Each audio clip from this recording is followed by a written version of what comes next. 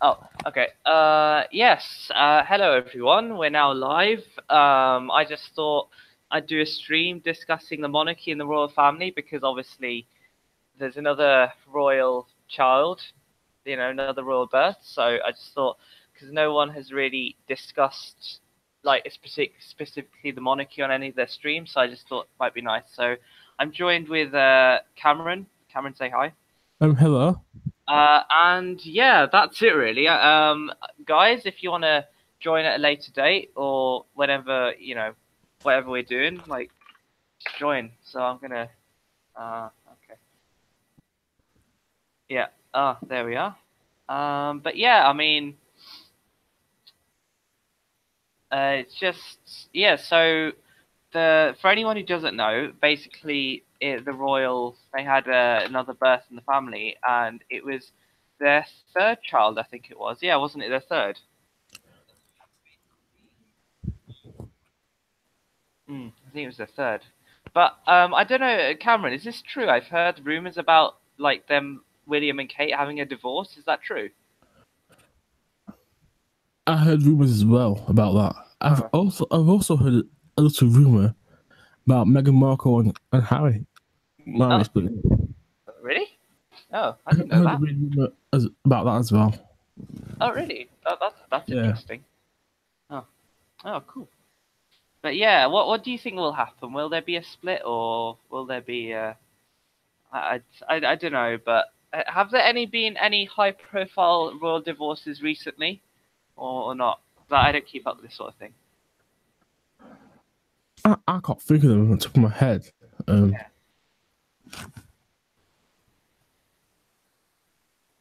Mm. But yeah, but what do you think will happen if they actually divorce, like William and Kate? What do you think would happen though? Not much. Um, just just media just going happy about it. Really. Yeah, but to me personally, I do you think it's gonna melt down Twitter? I think it might do. Well, the royal baby's not on Twitter. I'm sure. William and Kate getting divorced will certainly do. Mm. Yeah. So yeah, but they've been what? They were dating since what? Uni, wasn't it? They both went to uni together. Yeah. But yeah, it was so yeah, well, didn't the Queen become didn't she have a coronation in what, like 52 or something? The Yeah, 52. it was the early 1950s. Oh, okay. Hmm. But yeah, because didn't she do some stuff during the Second World War as well? She did. I'm not too sure what she did. She might be dra- She drove something. Yeah, I think she was what was it? The WAAC or something? I think it was something like that, wasn't it? Women's Auxiliary Corps or something. I can't remember what it is, but it's something like that, wasn't it?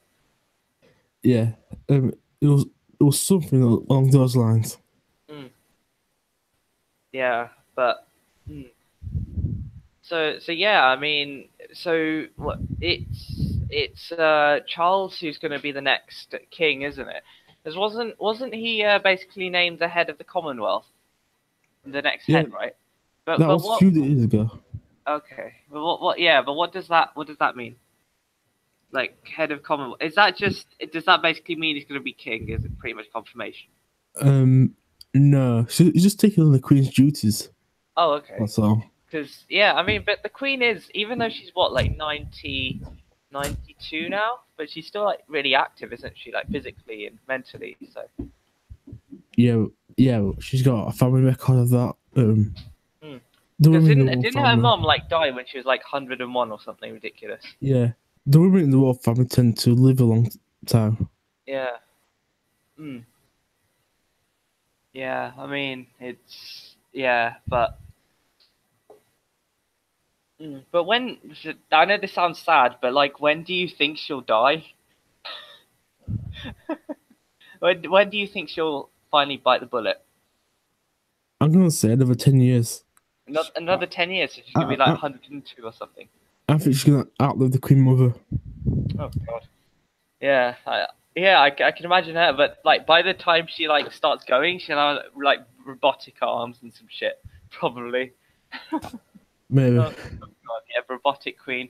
Yeah, taking inspiration from May, but why not? Oh God.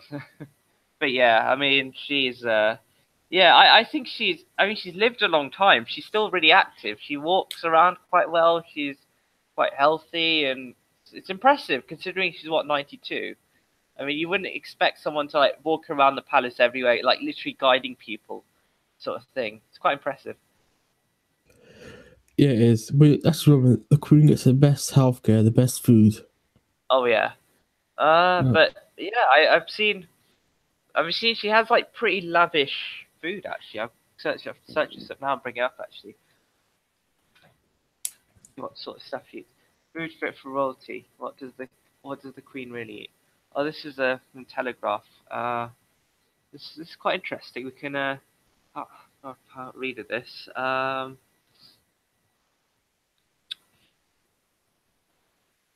Oh yeah, but I mean she's quite lavish actually. So she has a gin and Dubonnet with a slice of lemon and a lot of ice and enjoys wine and champagne. And she loves chocolate as well. Yeah, chocolate ganache sponge cake that is served at birthdays for the Queen and her family. Jam pennies, buttered bread with jam cut into circles the size of Old English penny, are still on the menu. She used to have them with Princess Margaret as the children in the nursery. Oh my God, like that, oh that's lavish, man. Look at some pictures of this. This is pretty mad. yeah, Ah, she's the Queen. oh my God. Um, But then again, they spend all this money on food, and it's not going to homeless people, is it? You know? no, don't really care. I'll do the yeah. I'm trying to find out what about the voices divorces. I think Yeah. the most recent one might be Diana's divorce. Oh, okay. Yeah. Hmm. So just reading out this food stuff's quite interesting, actually. For instance, fillets of beef and venison from Sandringham, and I can't say these names. It sounds like some Welsh names. I turn into Gaelic steak served with a sauce of mushroom cream and whiskey. And just like millions of her subjects, she enjoys a Sunday roast after church. But it's the well done end slice of a joint which makes the way onto our monarch's plate. The Queen doesn't do rare. She relishes on strawberries grown in Balmoral and the sweet scented white peaches that are nurtured in her greenhouses at Windsor Castle. Oh God, this is. Oh my God. Oh man, this is all deep now. When we talk about food, it goes all deep.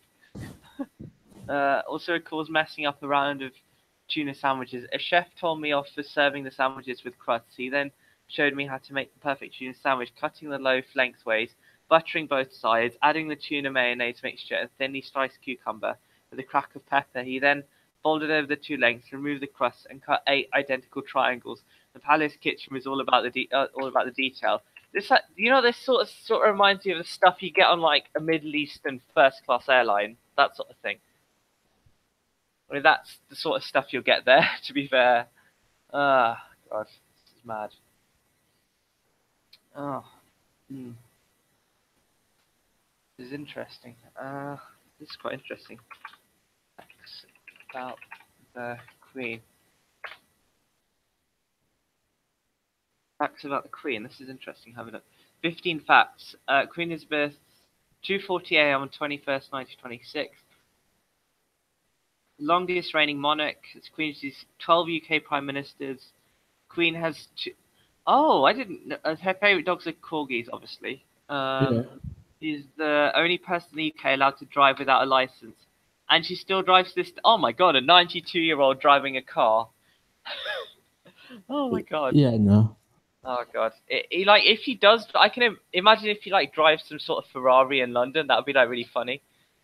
Oh God. yeah. I heard a story about the Queen basically driving a Saudi prince around London, Oh and the God. Saudi prince were like about the car, frightened. Frightened. Yeah, Wow. it's a Saudis, and a woman was driving, and it Yeah. was a woman. ridiculous. And she hosts these people. She hosts like Netanyahu and the Saudis, and it's disgusting. Yeah, I mean, but the thing is, I don't understand. Like, I mean, these people are so corrupt, and yet our government still sort of offers them state visits as well. It's ridiculous. Oh God. Favorite dogs are corgis. The only person you can. The Queen has two birthdays. Her actual birthday, 21st of April, and her official birthday, which is held on a Saturday in June, when the weather's better. Why does she have two birthdays? That doesn't make sense. I don't because understand. she has one to celebrate in public and wants to celebrate in private. I wish I had two birthdays, but yeah, only the Queen can I'm do. because she's privileged as well. Oh, yeah, privileged bastard.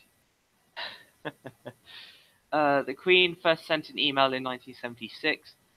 And she has many hobbies like horse riding, pigeon racing, and football. She is an Arsenal supporter. Oh, at least Corbyn would be happy with that. Yeah, Corbyn supports Arsenal too. So, Queen Elizabeth became a homeowner at just 6 years old. Oh wow. The Queen has sent Privileged. the Queen has sent around 50,000 Christmas cards and counting.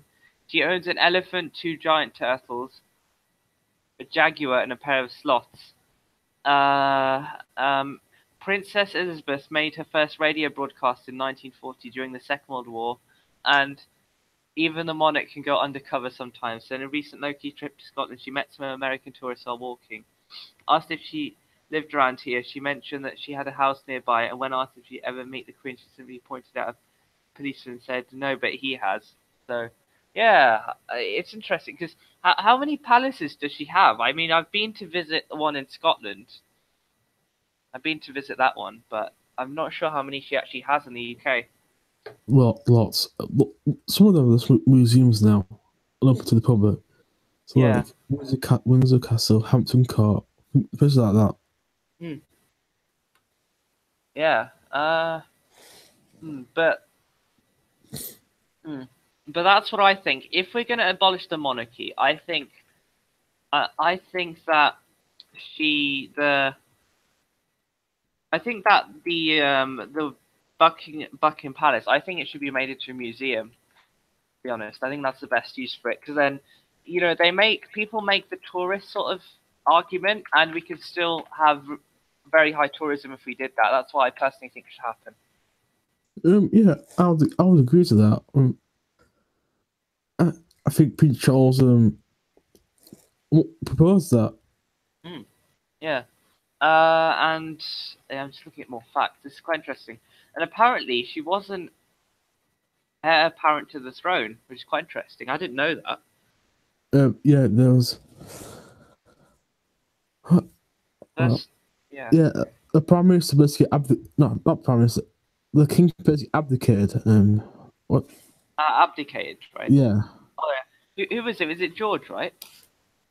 yeah. It was George, I think. I Hmm. think. Yeah. The next in line of royal succession was Elizabeth's uncle Edward. Edward the eighth. Eighth. Yeah. Who abdicated the throne less than a year after taking it, so he could marry an American socialite named Wallis Simpson. Edward didn't have any children at the time, so his brother Albert ascended to the throne, taking the name George the George VI, and making then 10-year-old Elizabeth first in line to become queen. But why, if he's Albert, then why did he become George? That doesn't make sense. It's quite common practice for people to change their names if they want to the throne. Okay. Like it's rumored that King Charles wants to change his name because you know what? If you look at history, both King Charles's basically weren't popular. The first one got his head chopped off.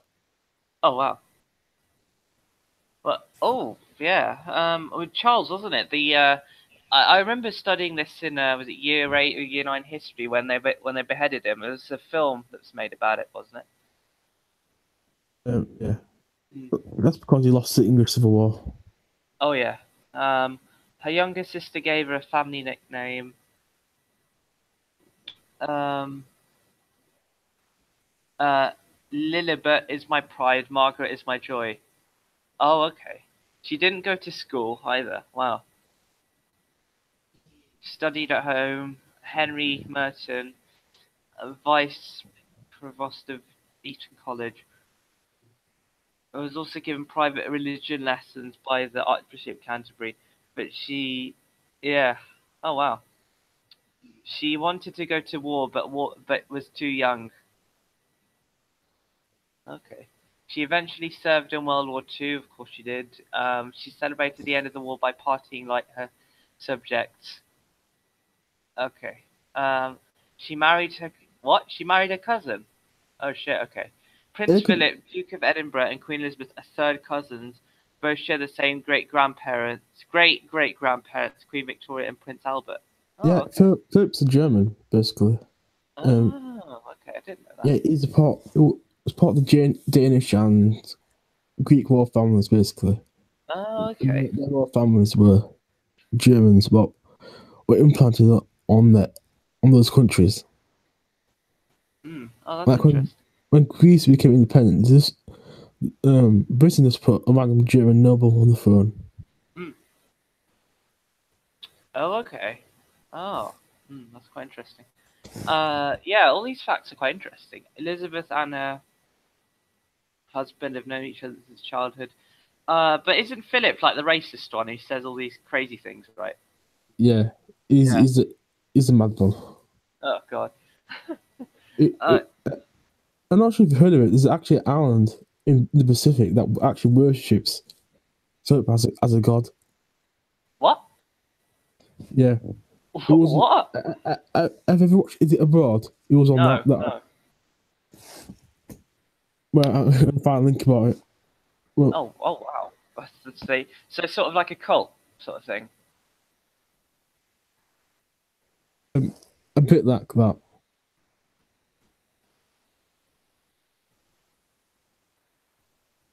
Oh, okay.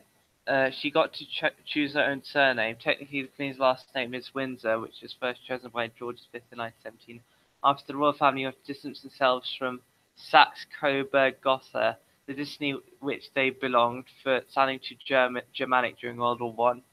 But as a way to distinguish themselves from the rest of the royal family, in 1960, Elizabeth and Philip adopted the official surname Windsor Mountbatten. Oh, okay. She has two birthdays. Yeah. Mhm. Her coronation was televised against her wishes. I didn't know that. She paid for her wedding dress using war ration coupons, and she doesn't need a passport to travel. Oh wow. Yeah, Oh, I didn't know she didn't need a passport. That's yeah, interesting. yeah. That's because passports are basically in the name of the Queen. Oh, okay. Yeah, it's basically all the Queen to let you travel. The Queen literally, this goes to the passport control. It says I'm the Queen, and they're supposed to let her through. Oh wow. Hmm. So, just this is like a funny question. Do you think the Queen supported Remain or Leave in the referendum? Well, do you remember that hat she wore Oh yeah, on the Queen's speech? yeah, And everyone, because of that hat, everyone thought she supported Remain. yeah, But to be honest, we don't know for certain. The Queen is impartial. She didn't talk about this. yeah. Hmm. There are rumours in secret that in the Scottish independence referendum, Yeah, she was against that. yeah. Without the But I full wouldn't be articles about that. surprised. I wouldn't be surprised to be honest.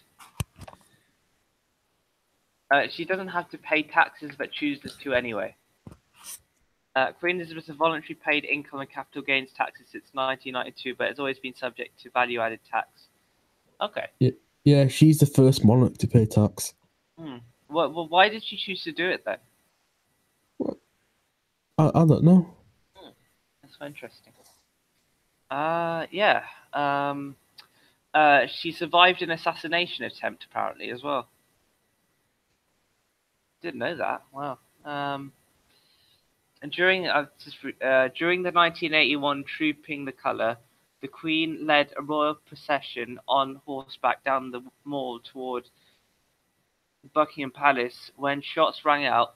A 17-year-old named Marcus Sargent, who was obsessed with the assassinations of figures like John Lennon and John F. Kennedy, fired a series of blanks towards Elizabeth.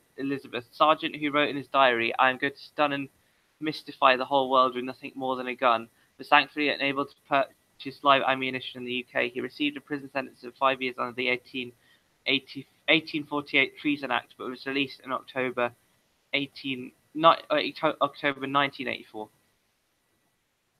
She also survived an intruder coming into her bedroom, apparently. A year after the Truthing the Colour incident, Elizabeth had another run-in, but instead of near Buckingham Palace, this time it was inside Buckingham Palace. On July 9th, 1982, a man named Michael Fagan managed to climb over the palace's barbed wire fence, chimney, up a drain pipe, and eventually snuck into the Queen's bedroom. A report to the Times said Fagan and the Queen had a long conversation before he was apprehended by palace security. Fagan told The Independent that the Queen didn't stick around to chat. She went past me and ran out of the room, her little bare feet running across the floor. And she technically owns all the dolphins in the UK as well. Yeah. And she And the has that. swans. Oh, okay. And swans, okay. Yeah. Yeah. Apparently she has her own special money to give to the poor as well. Known as was it Maundy money? Is that how you say it? Yeah, I think. Yeah, the So. Queen has silver coins, currently with Elizabeth's likeness on the front, that are given to pensioners in a ceremony called Maundy Thursday. The royal custom the royal custom dates back to the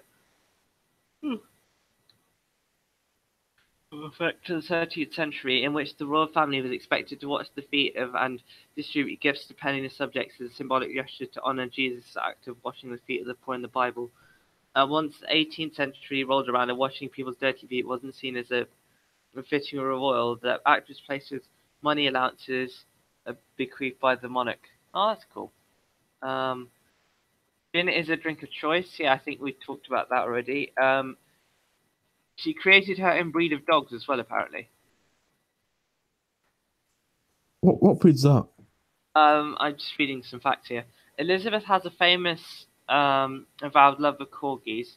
She has owned more than 30 of them during her reign. Her last dog, Willow, recently passed away. But what about dorgies? She currently owns 2 dorgies, Candy and Vulcan, a crossbreed she engineered when one of her corgis mated with I can't say that, Dachshund named They're what's known as sausage dogs. Yeah, named Pitkin that belonged to Princess Margaret. Oh, so she actually created hybrids. Cool. Yeah. Interesting. She's on social media, kind of. The Queen joined Twitter in July 2009 with the handle The Royal Family and sent her first tweet herself. Hasn't personally maintained the page since then. In fact, a job listing went back in 2017 looking for an official Royal Digital Communication Officer to help out. She's also on Facebook, and now you can't poke the royal family. Oh, okay. Oh, that's quite interesting. I never knew these facts before. And here's one in 2016: 90 facts about the Queen's 90th birthday. Oh, Miles is here. Oh, hey Miles. But yeah, this is 7 watching now. That's cool. But yeah, I'm just reading through this fact sheet. She took her corgi on her honeymoon, is fluent in French, and loves country dancing. So Elizabeth Alexandra Mary was born, I think, 21st April 1926 at 17 Bruton Street, Mayfair, London. She also has an official birthday in June this year. It falls on Saturday, 11th of June. She was born by caesarean section, described at the time as a statement by royal doctors as a certain line of treatment. Okay, this is getting weird. The then Home Secretary, Sir William Joynson Hicks, was waiting in a nearby room throughout the labour. The now dispensed with custom-made, sure the new arrival was genuine descendants of the monarch, and none an impostor who had been smuggled in. She was named after her mother, while her 2 middle names are those of her paternal great-grandmother, Queen Alexandra, and paternal grandmother, Mother Queen Mary. She was christened on 29th May 1926 in the private chapel at Buckingham Palace. During the ceremony, Princess Elizabeth, as she was known, cried so much that she had to be given dill water, an old-fashioned remedy for colic, by a nurse. She was called Lilibet by a close family. She was much loved by grandfather George V, and visits were credited with aiding his recovery during his serious illness in 1929. Wait, why was he seriously ill though? What happened then? I'm not sure.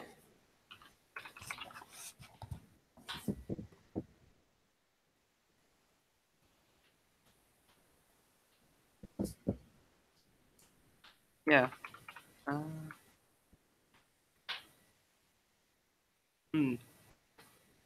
Yeah, some of these facts I've never even heard of. So, second, it's Ben's here. I'll see if he wants to join. Just send the link out quickly. But, hmm.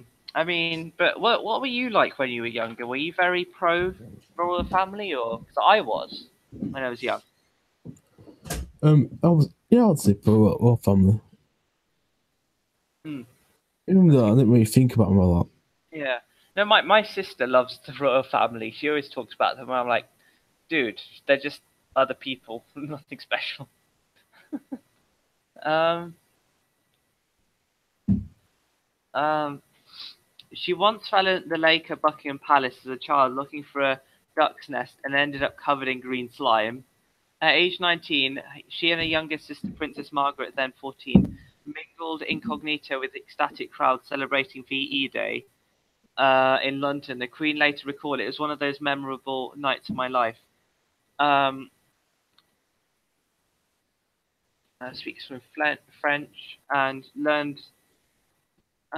She travelled on the London Underground for the first time in May 1939 with her governess Mary Ann Crawford and Princess Margaret. The Queen was a Girl Guide and Sea Ranger, apparently. She learned to drive in 1945 when she joined the army. She went on her first overseas tour to Southern Africa in 47, accompanied by her parents. She married Philip in 1947 at Westminster. That's quite interesting. I saw one earlier that.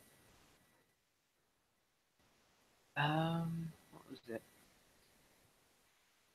Hmm. Oh wow, that's quite interesting.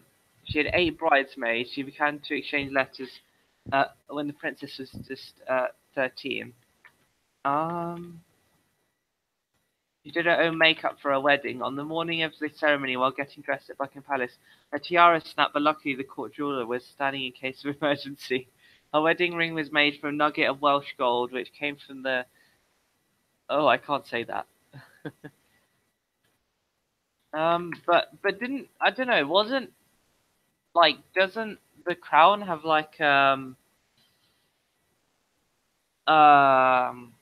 what was it? Didn't isn't the like the jewel in the crown from like India?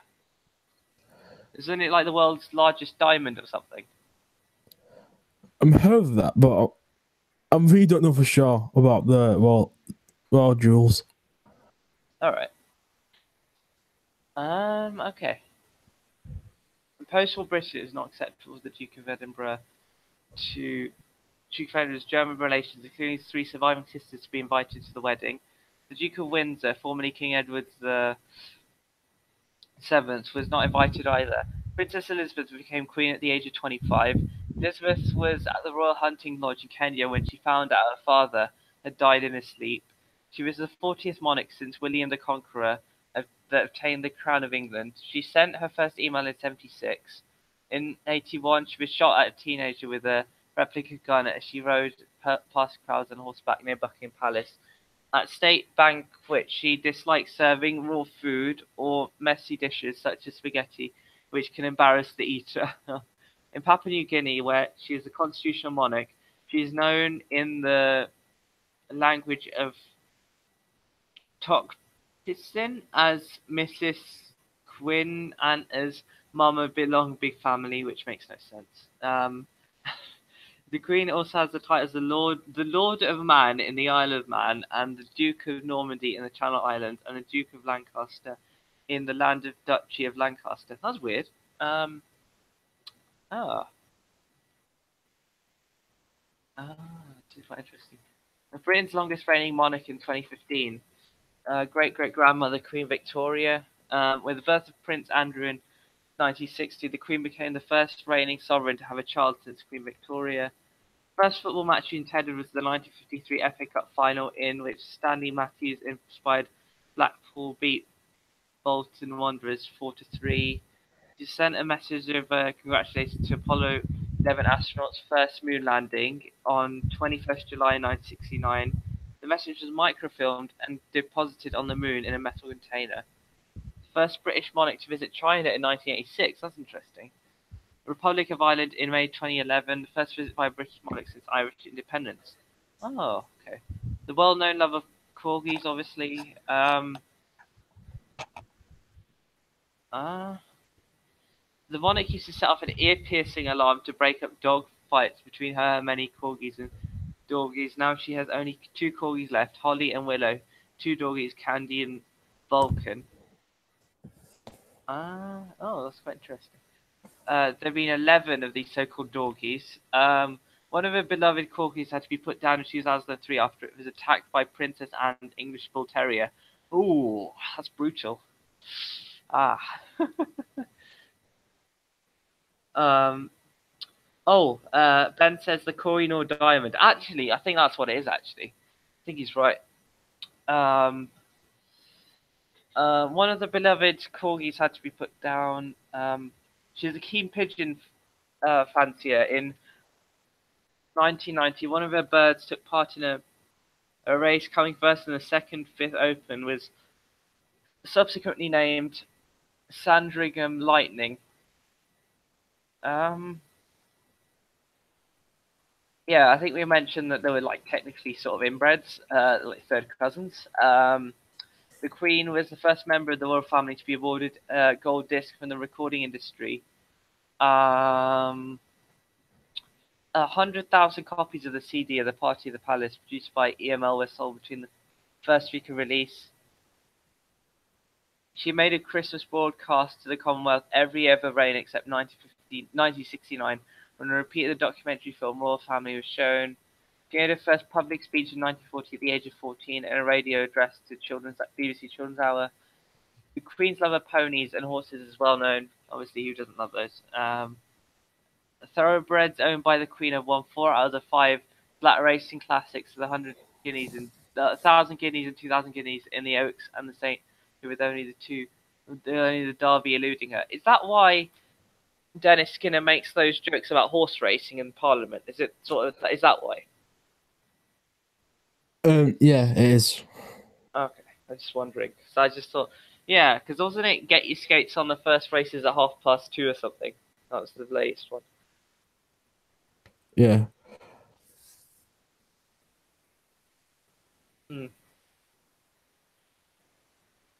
Yeah, there we are. First reported riding lesson took place riding school in Buckingham Palace in 1930, when she's still only 3. Breeding and training. Oh, okay. Tony Blair was the first Prime Minister to have been born during the Queen's reign. He was born in 1953. The Queen's given regular audiences to 12 Prime Ministers. Yeah, that's what it's called, the Queen's audience. That's what it's called, actually. Yeah, the reason she usually wears a single colour outfit and decorative hat is to make sure she may be seen in the crowd. Many of the Queen's official tours are undertaken on the Royal Yacht Britannia. It was launched in 1953 and commissioned in 54. Decommissioned in 97. Sat for the first and only hologram portrait in 2003. Her Majesty has sat for 129 portraits. Queen has personally only felt investors, answered around 3.5 million pieces of correspondence. She's given out 90,000 Christmas puddings to staff, continuing the custom of King George V and VI. He visited Australia 16 times, Canada 22 times, Jamaica 6 times, and New Zealand 10 times.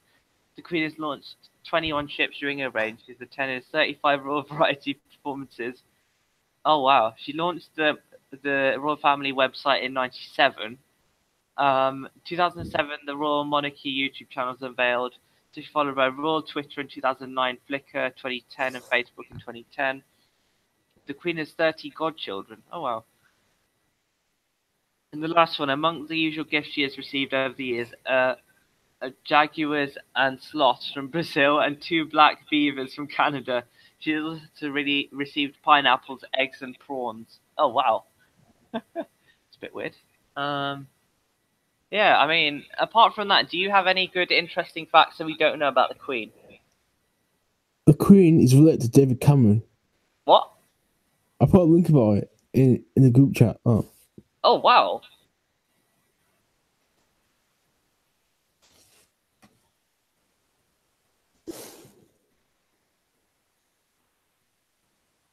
Oh wow, I didn't know. But how is she related to David Cameron though? Um,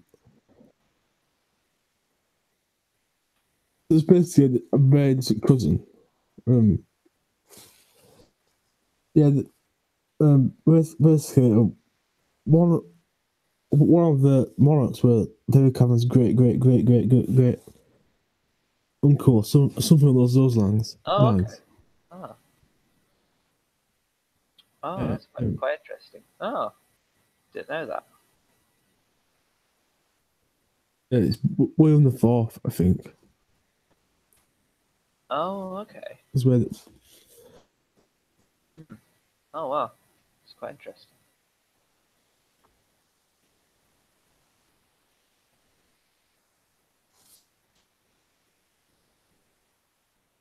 Hmm. Oh yeah, I mean, I heard something about that actually. I mean, David Cameron. Because I thought I thought I'd heard something similar to that before, but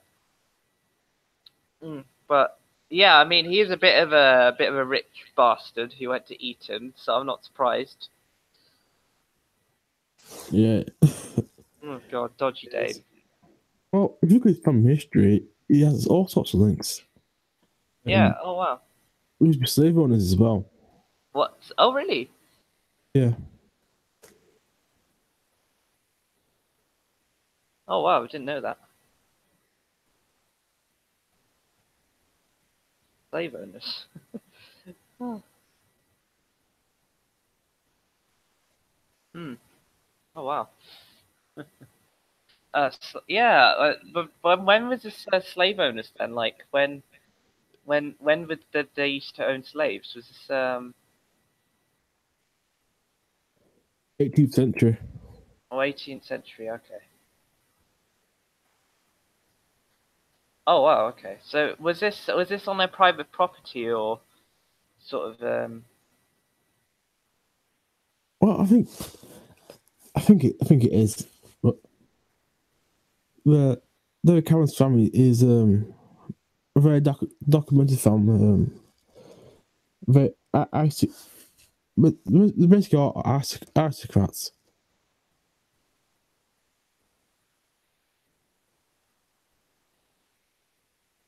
Oh okay. Oh yeah, but have a look at this. This is quite interesting. Uh, uh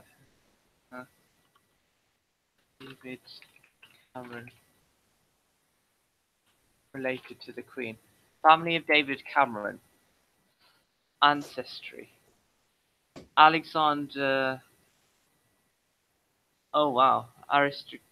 Uh, Cameron descends from King William the Fourth and his mistress Dorothea Jordan through their illegitimate daughter Lady Elizabeth Fitzclarence to the fifth female generation Enid Agnes Ward Levita.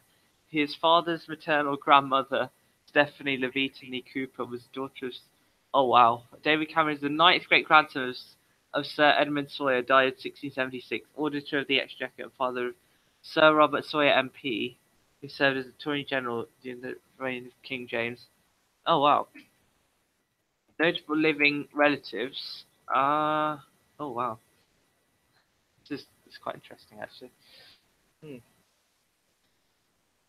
Oh wow! But yeah, I mean, getting back onto the topic of the stream, what do you think should happen to the monarchy after the Queen's death? Um, Not much immediately. The support of the support for the monarchy is going to decline. There's a big campaign in Australia to have a referendum on the monarchy after the Queen's death. Oh, okay. So, 'Cause that's what I support. I support a referendum on the monarchy. That's what I think. That's the best way to go. To be fair. so I think we will see something in Australia first. Mm. But yeah, the monarchy's not really as popular as it is now at all. Yeah, but how much? How steadily has it been declining? Is it a slow decline or a pretty quick one? A very quick decline in support. Because Prince Charles is not very popular. Mm. It could skip a generation. Like a lot of people have speculated, and William and Kate are extremely popular. And Yeah. Well, obviously they're sort of. Yeah. I mean, they've done a lot of like philanthropy and stuff, so I'm not surprised. yeah, Prince Charles. Uh,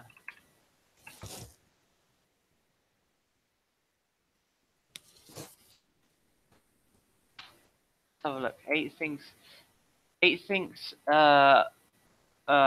learnt about Prince Charles's influence in politics from Lisa's Black Spider letters. Uh, uh, the prince was able to push alternative medicine on government health policy. Um, he supported the badger cull. He was worried about armed forces equipment or lack thereof.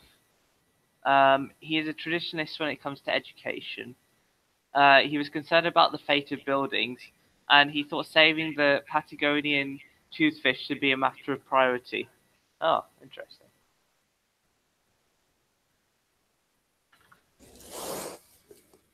Hmm. Yeah, but I mean, it's Prince Philip was the one. The Prince Philip is the one that does all those dodgy quotes, isn't it? yeah. Yeah. Yeah.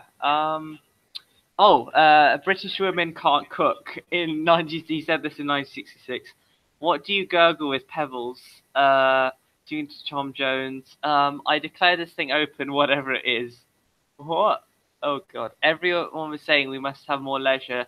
Now they are complaining they are unemployed. 1981 recession. If it's got four legs and it is not a chair, it has got two wings and it flies, but it's not an airplane. And if it swims and is not a submarine, the Cantonese will eat it. What? Oh my God! This is ridiculous. It looks like a tart's bedroom. Uh, um. How do you keep the natives off the booze long enough to get them through the test? Driving instructor. Oh wow. It looks as if it was put in by an Indian, pointing to an old-fashioned fuse box of the factory near Edinburgh in 1999. Wow.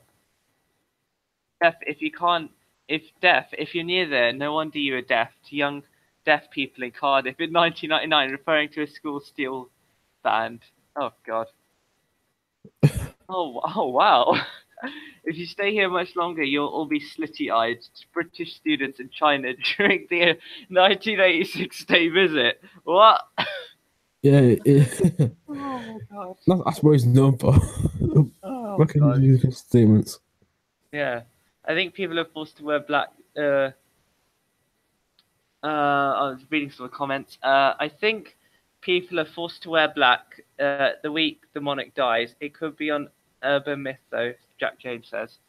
Um, Edit only those that make a public appearance on the news, and probably one of those rules like shooting a Scotsman from the walls of York with a longbow. Oh God, yeah. Back in the day, didn't they have like compulsory longbow training as well? Back in the Yeah, day. Yeah. there's I'm not sure, but I think it's still legal to do that. Oh, Technically, it's legal to shoot a Scotsman with a longbow. yeah.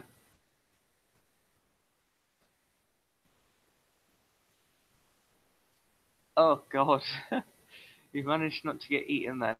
Okay, you managed to not get eaten then, suggesting to you in 1998 you have been tracking in Papua New Guinea that tribes there as were still cannibals.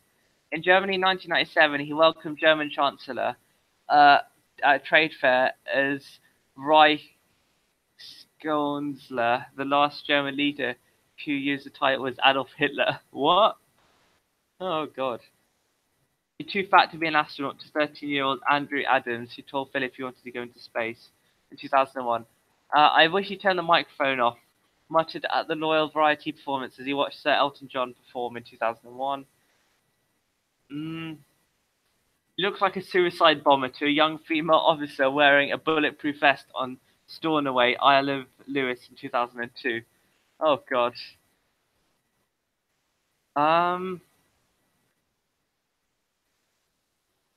Oh, there's a lot of your family in tonight after looking at the name badge of businessman Atul Patel at a palace reception British Indians in October 2009. Oh, wow. And he asked, "Do you work at a strip club?" to 24-year-old seeker to Elizabeth Rendell when she told him she also worked as a nightclub in March 2010. Oh, God.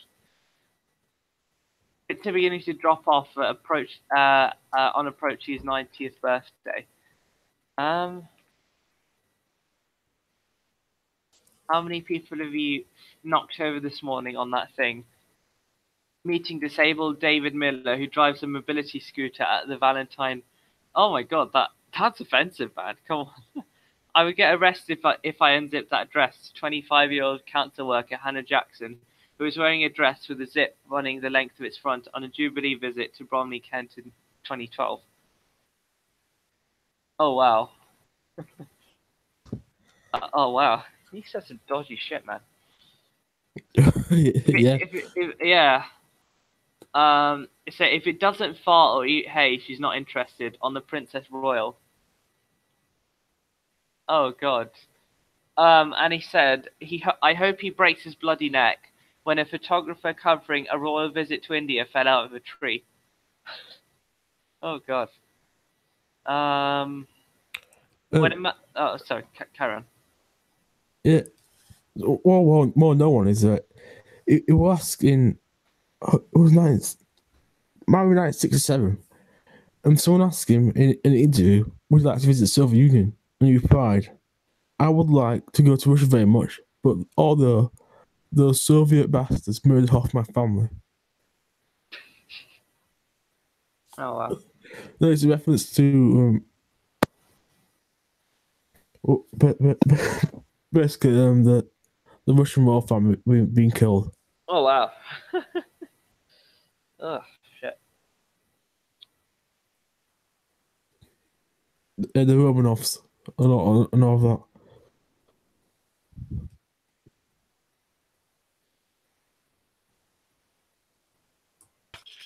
Morning, ladies. Oh, hey there. Hello. Oh, Right, Cam. How are you doing? alright. Oh, cool. So yeah, we're just discussing random shit about the monarchy because obviously today's the Yeah. royal baby. You know, what are your thoughts on it? To be honest. Well, I mean, I'm pretty unhappy because it means it's another kid I've got to kill before I can get to power. Oh, yeah. Oh, another benefits grounder as well. I wouldn't quite call him that, but yeah. Yeah. Oh God, yeah, it's true. But yeah, I mean, what are your thoughts on the royal family? Are you pro monarchy or are you more Republican? Well, I am pro monarchy, yeah, but Okay.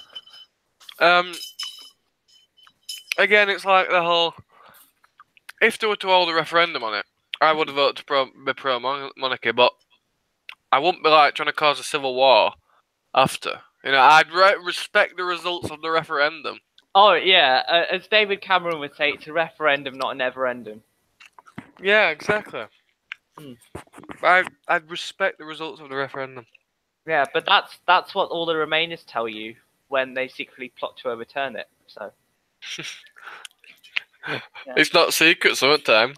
Oh God, yeah. If Patrick Stewart, anyone? Mm. Oh God. Oh, I actually emailed our future our choice and asked them, is it policy that? Oh, hey Angels.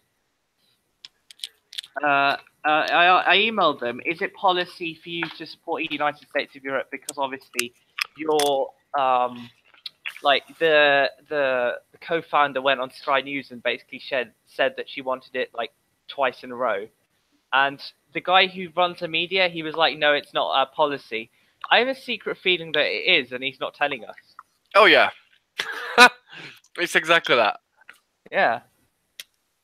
Yeah, I mean, one of the person that I added to the group chat. Well, she was like, she was like, oh, after you sent that email, you should try and get them on the channel and interview them and like gang up on them.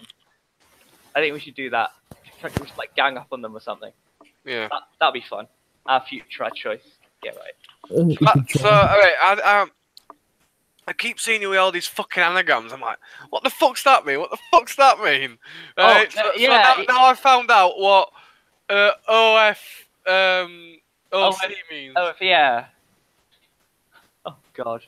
You know, there's so many of them. There's FBPE, Yeah, there's FBP, ECPEU, there's WATON, there's ABTV, What the fuck is W whatever it was? We are the opposition now. Right. Oh God, I know. Yeah. I was tracking it. Like, can we just go back to using blanket term Ramona? Yeah. No, you can call me a Brextremist and I'll call you a Ramona. How does that sound? I'm a Brexiteer, like, but Yeah. No, but that's Alistair Campbell. He coined that phrase. So yeah. Angel said we'll join in a sec. Going on a hunt for a glass of wine first. All right, cool. But yeah. Anyway, like pro monarchy. What Ben? What do you think should happen after the Queen dies? I think Charlie Boy should be king. Okay. So what do you think about Charles becoming king? Do you agree with it or? No, I think it's his God-given right to become king. But isn't he like really political, and that's like sort of diverting interest, if you will? Well, yeah, but I think if he does try to be too political, he'll get slapped down by government. So I think that's the problem that'll sort itself out. Okay. Yeah. But funnily enough, you mentioned this.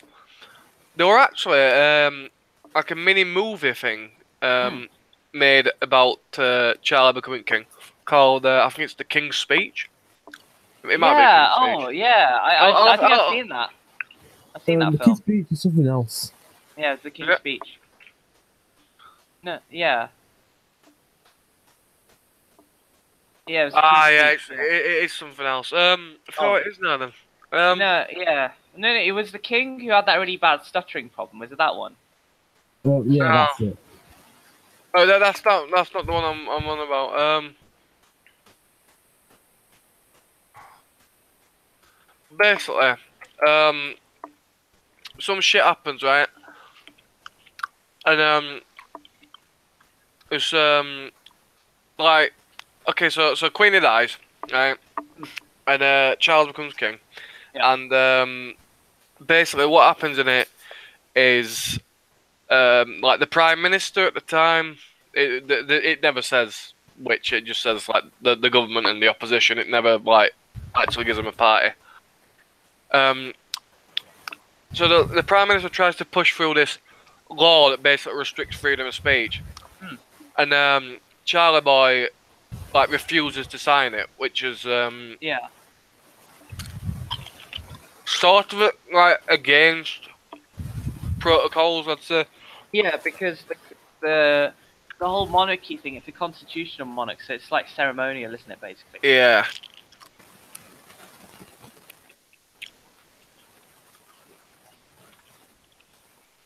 Yeah, well, that's the reason why it's not really a big issue for me, even though if I had the chance, I would vote to get rid of it.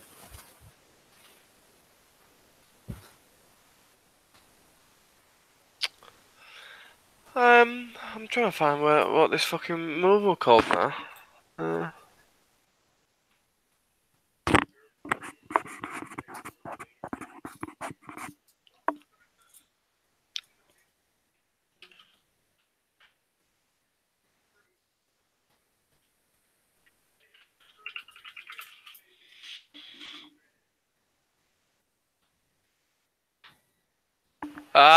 The movie's called King Charles III. Oh, okay. Have a look into this. Right. It's very poetic in its in its languages. But it's kind of similar to like I'd say a musical in that you'll have sections of it which are perfectly decent dialogue, and then little sections of it which are like poetic dialogue. Ah, yeah. It don't break out into song and dance, thankfully, but yeah, but it's not a bad movie. I think I watched it because I saw like a clip from it on YouTube, and then I watched it through and I'm like, yeah, that was pretty good. So I recommended it to Angels, and she watched it, and I think she rated it quite highly now. So. Oh, okay. Well, Yeah. it's all about the constitutional crisis of a monarch trying to stop something that he disagrees with. So it could be, for example, if the Queen tried to stop Brexit, that could be Yeah. like that sort of thing. Yeah. But what do you think would happen if that was the case? What do you think would happen hypothetically? They'd get shoved out of the way. If she did that, I think there'd probably be like riots or something. Oh yeah, yeah.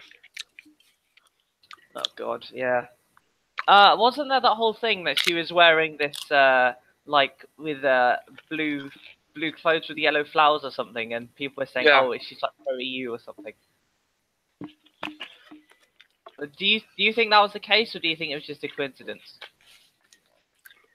No, I think that was just a coincidence. I don't know. Because I mean, It were a weird choice of dress. Let's just say that. But yeah. maybe people are thinking too much into it. Maybe they're not. But yeah. Oh, okay. But yeah, I mean, I was reading some facts earlier, and apparently, well, I mean, why does she need the EU when she can travel to 116 countries without a passport? It's a bit pointless. Yeah. Yeah. I'll put King's speech like a trailer for it inside chat. Might be interested in it. Yeah. I think I ended up watching on Putlocker or something. Oh yeah, no, yeah. I use Putlocker. I use Movie Box. That's one I use. Yeah, it's quite useful. Yeah. Yeah, I don't buy anything anymore. I just stream, you know, in, like legally grey area. Yeah. And it's like when I graduate uni, I won't buy a TV and pay a TV license because I have no need to, and it's stupid. Yep. Yeah. I'm assuming you guys have a TV at home, right, with the license and everything. Well, yeah, but that's because I live with my parents. Ah, okay. Yeah, because I don't watch TV. I haven't watched TV in years, actually. To be fair. Yeah, they just. I don't really. I watch TV shows, but if I'm watching them, I'm watching it on fucking internet. Yeah, same here. I go on my iPad to watch my TV shows. Yeah, same. I rarely watch TV now.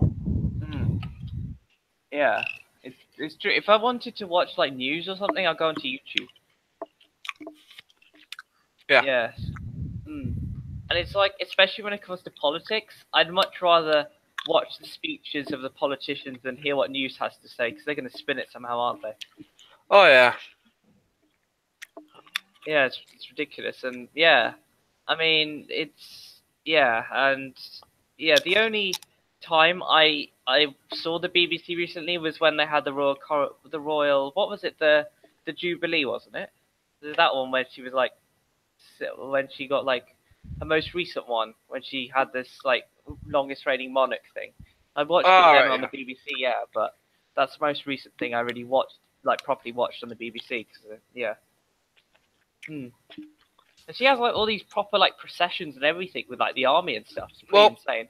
I tend to watch Question Time. Oh, but yeah. that's but I didn't even watch that for the last few weeks. Yeah. But that's one of the only things I do watch. That's true. I'm not sure I watch. I don't think I really watch anything. I mean, I watch it when it goes onto YouTube, to be honest. I have no reason to watch it live, to be fair. But yeah, getting back to the monarchy, I mean, what do you guys think is the current support levels for the monarchy at the moment? when it, in like ratios terms? It's extremely high. What you'd said? It's extremely high. So the support for the monarchy. No, what I'd say is right. I'd say it's probably at one of its lowest points ever. Like for a monarch that is as declawed as she is, that's caused as little problems as she has, it's at a low point, right? I think just generally people don't like the monarchy. But I would say that I think that there is still a majority of people who don't want to get rid of the monarchy. Ah. But I would say that there's a high amount of support for the monarchy. I won't say it's at a low point because I think if King Charles becomes on the throne, I think he'll be extremely unpopular compared to the Queen that we currently have. Well, maybe he would, but what I'm saying is, right, for the fact that the Queen does so much good, right, there is a large amount of discontent with her being the monarch, or with anyone being the monarch, right? Now, obviously, the discontent isn't like the bloody levels of discontent that we had in the English Civil War. I'm not really saying that, right? But for the current situation of the country, like we're not embroiled in any major wars. You know, the monarch's not going around and literally requisitioning property. You know, stuff like that. They're not like overstepping their rights as the monarch. Mm. It's at a low point. Ah. Yeah. Because I mean, if you went back to like 60s, yeah, the monarch was way more popular back then oh yeah, than now. Yeah. I'm not saying it's a rock bottom like, oh, everyone hates her. No, what I'm saying is though, for the situation that she is in, it's not. She's not very well. She personally might be popular, but the idea of the monarchy is not popular. Yeah. Yeah. Even though it's only constitutional and you know. Yeah, it's only ceremonial, so. Yeah. What do you what do you think would happen if the referendum was held on the monarchy? Let's say if the Queen died and they decided to hold one. What do you think would happen? I think we'd get we'd stay as a monarchy. Yeah, but what would the margin be? Would it be a huge margin or? Not really. Oh. So sort of like a reverse Brexit, if you will. So like remain winning, like with slim majority, that sort of thing. Or would it be that? I think it'd probably be closer to the Scotland one. Oh, okay. So but like yeah, 60-40 sort of thing. Yeah. Yeah, I'd probably vote against the monarchy. To be fair, I would. Personally. Yeah. I mean, I'd vote for him because. Oh fuck! I've got a bit of a crisp stuck in my throat. No, I'd vote for him because we tend to get more out of them than we lose. Now the rest of the royal family, yeah, get rid of fucking them, like. Yeah. Not I mean, I like not get rid of them, but take them off the fucking payroll. Oh, definitely, because right? I like the Queen, but I don't like the rest of them. The core is in the monarch and her direct descendants. Then keep them around. Yeah, keep them on payroll. Yeah. Oh yeah, because I mean I like the Queen, but it's just some of the others I'm not a big fan of. There's one big issue though. I get rid of the monarchy. Is what we're having in its place. Yeah, we'd have to have basically like a president and a bloody prime minister like fucking Germany and stuff. Actually, they might even still have it now. I don't know how Germany's system works now. They have a president, but the president's like ceremonial. That's power. Yeah, okay. So it basically works the exact same way that it did before fucking 1932. Yeah, Germany's based. Well, Germany today is based on Weimar. How it works. Yeah. Okay. I didn't know if they kept the president thing around because you never hear about the president of Germany, do you?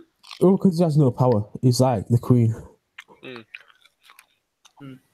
But if we did adopt that system, how do you think the president would become appointed? Would it be a party thing or just separate? Oh, it'd be like a separate election. Okay. Hi. It'd be like Hey there. I assume it works like it used to, in that you have an election for president and you have an election for fucking chancellor. Oh, okay. Oh, okay. Yeah. Anyway, Angels, we were just talking about like what would happen if we actually got rid of the monarchy. So, yeah. Where do you stand on this? Are you pro monarchy or anti? I have to say, like, I don't mind the Queen at all, but I'm rather indifferent to the royals. Like, I don't really have a. It's not like I hate them, but I'm not like, yay, the royal family, and like going and collecting those horrendous plates and like really cheesy masks and stuff. I don't really care, to be honest. Yeah. Oh, fair enough.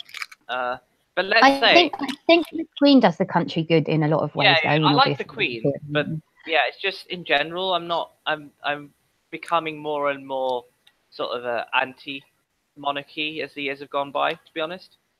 I think some of the more extended royal family members just seem a bit pointless because no one really knows who they are anyway. So Yeah. What? Yeah, you know, these people like Prince so and so, you hear and you're like, who the fuck even is he? Like, is he the brother of someone? Like, what? You know what I mean? There's so many of them. No, I've just found a fucking article, Yeah. right? And it's Home Office. It's from the Rochdale Herald, so it's I think it's a faker, but Home Office confirms that new blue UK passports will be halal certified. What? So I'll is it the leather on the passport? Yeah. Oh god. Yeah. Wasn't there the whole? I'll leave you some of the fucking quotes. Yeah. Brexit supporters have expressed outrage at the announcement, with many are furious that the new passports are due to be manufactured by a company based in France. My granddad didn't fight in 3 world wars, so we couldn't have passports made of bacon. Said right-wing mouthpiece Darren Fudd, 39. Darren the Thud. Oh my god. Oh wow.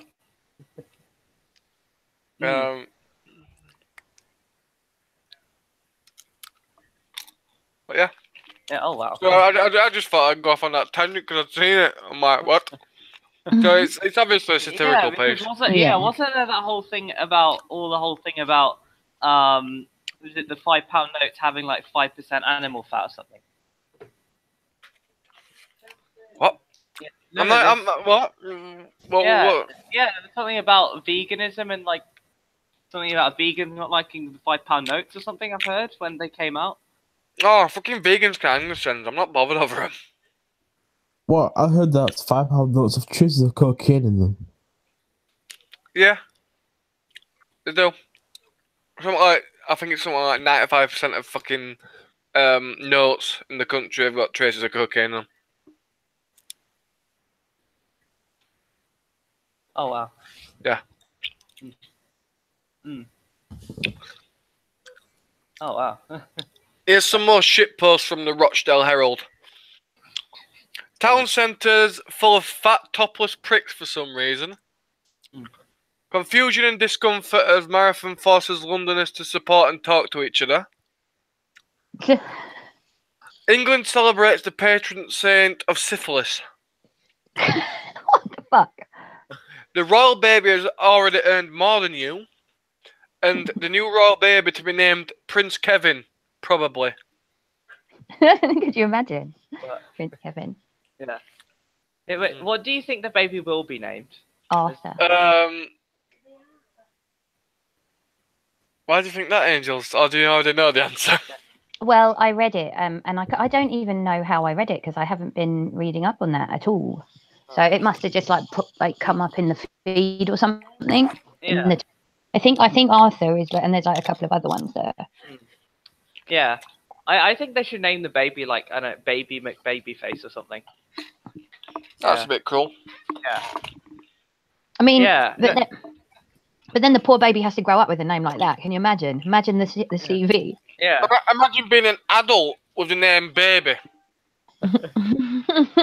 Babyface. Yeah. Yeah, I mean, we should have had a referendum on the name of the baby. That would have been fun. Oh god. Can you remember that boat contest? Oh Where yeah, I assume that's what you're referring to. yeah. Boaty McBoatface. Yeah. Yeah. What did it end up getting named in the end? Because it weren't Boaty, was it? No, it wasn't. And people were like properly like outraged about it as well. So what did it get named? Anyone remember? No, I don't remember at all. I look it up. And there were like people going, "How dare you not call it Boaty McBoatface? It's like the will of the people," and you know. Oh, will of the people. Everyone's favourite phrase. It was the will of the people to stay in the AO. But it wasn't. You should name it Steve. Oh, Steve. Steve. Steve.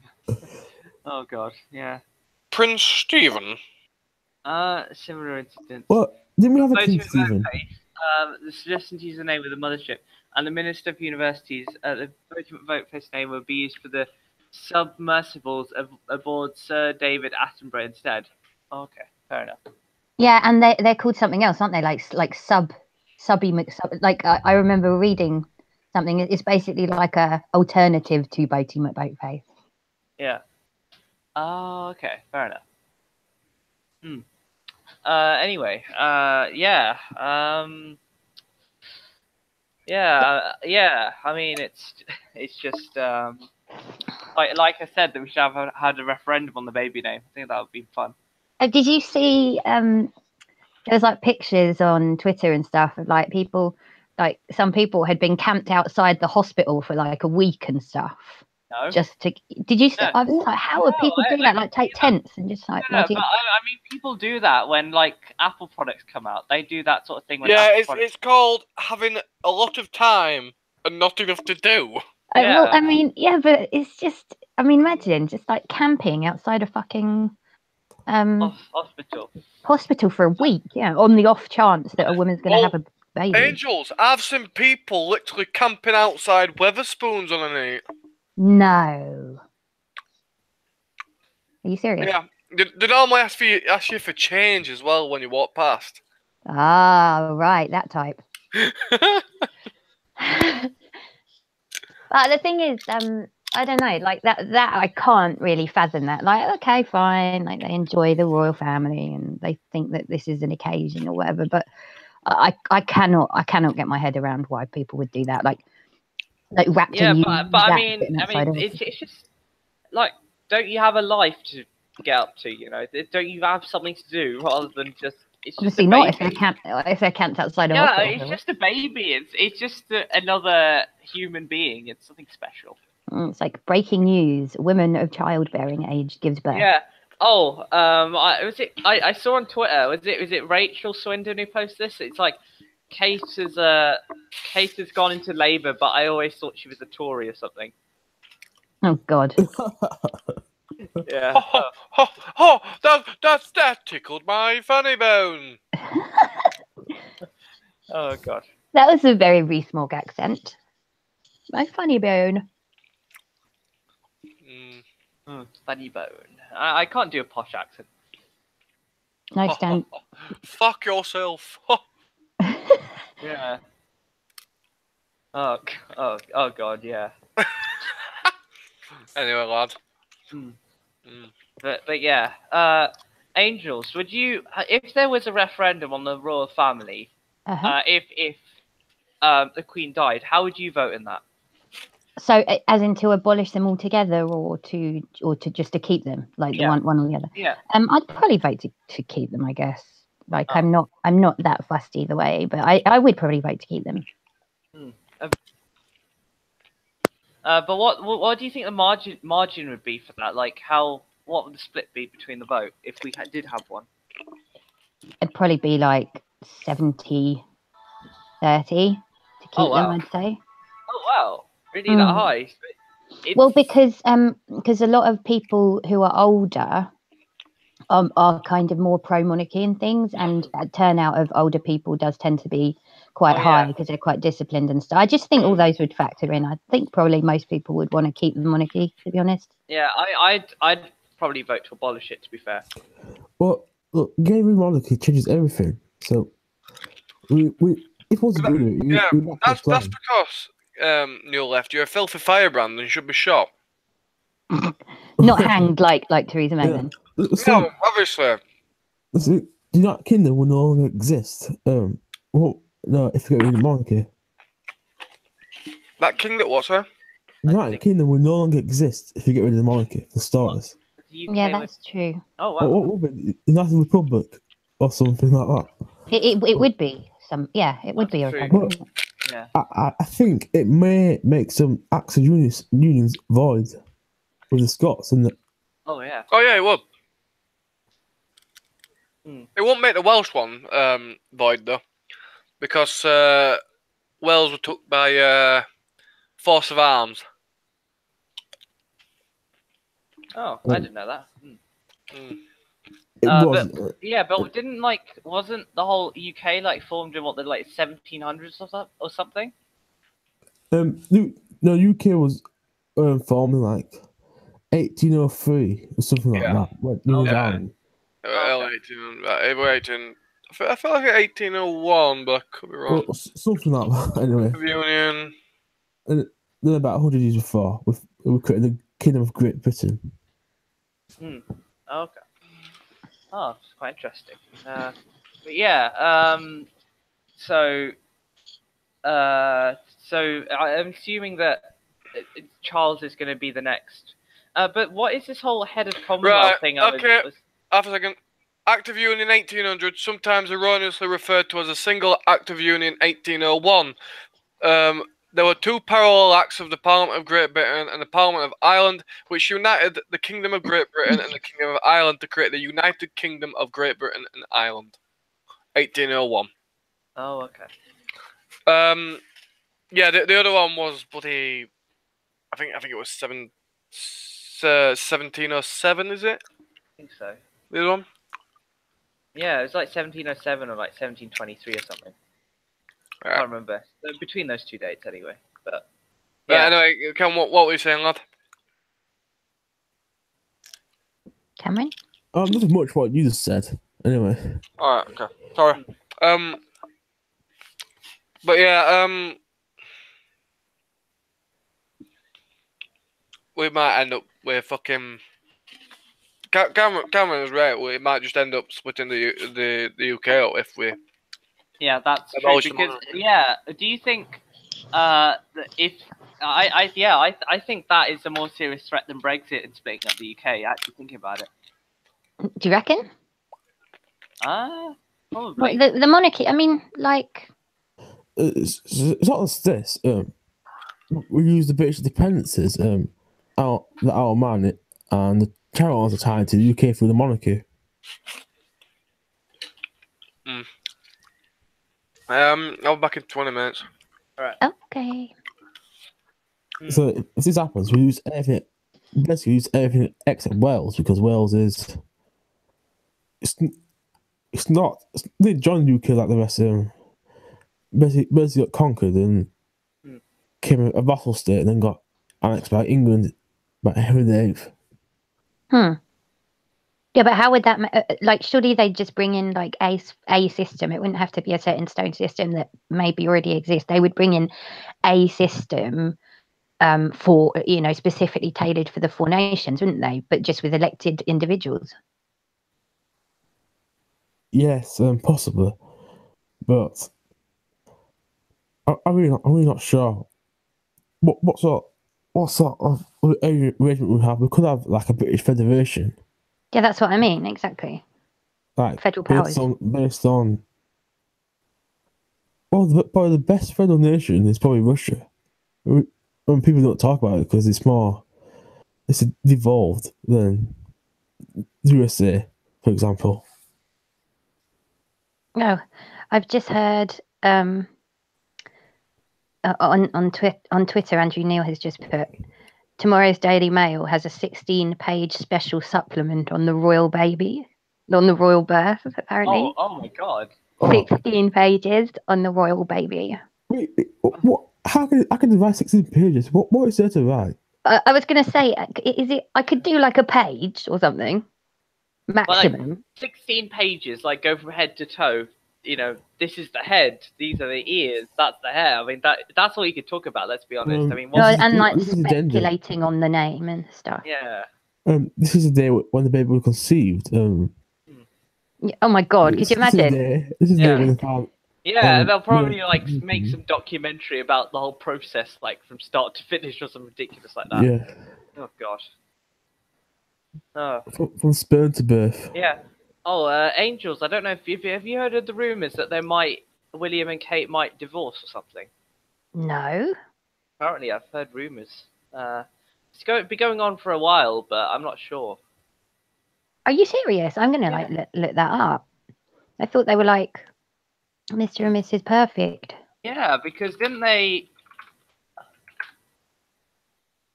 Wait, didn't they like meet at you? Didn't they go to uni together? Wasn't that the one? They like met at uni, I think, or something. But like, and because she always had like posters of him in her like dorm at girls' school and stuff, and she always wanted to marry him.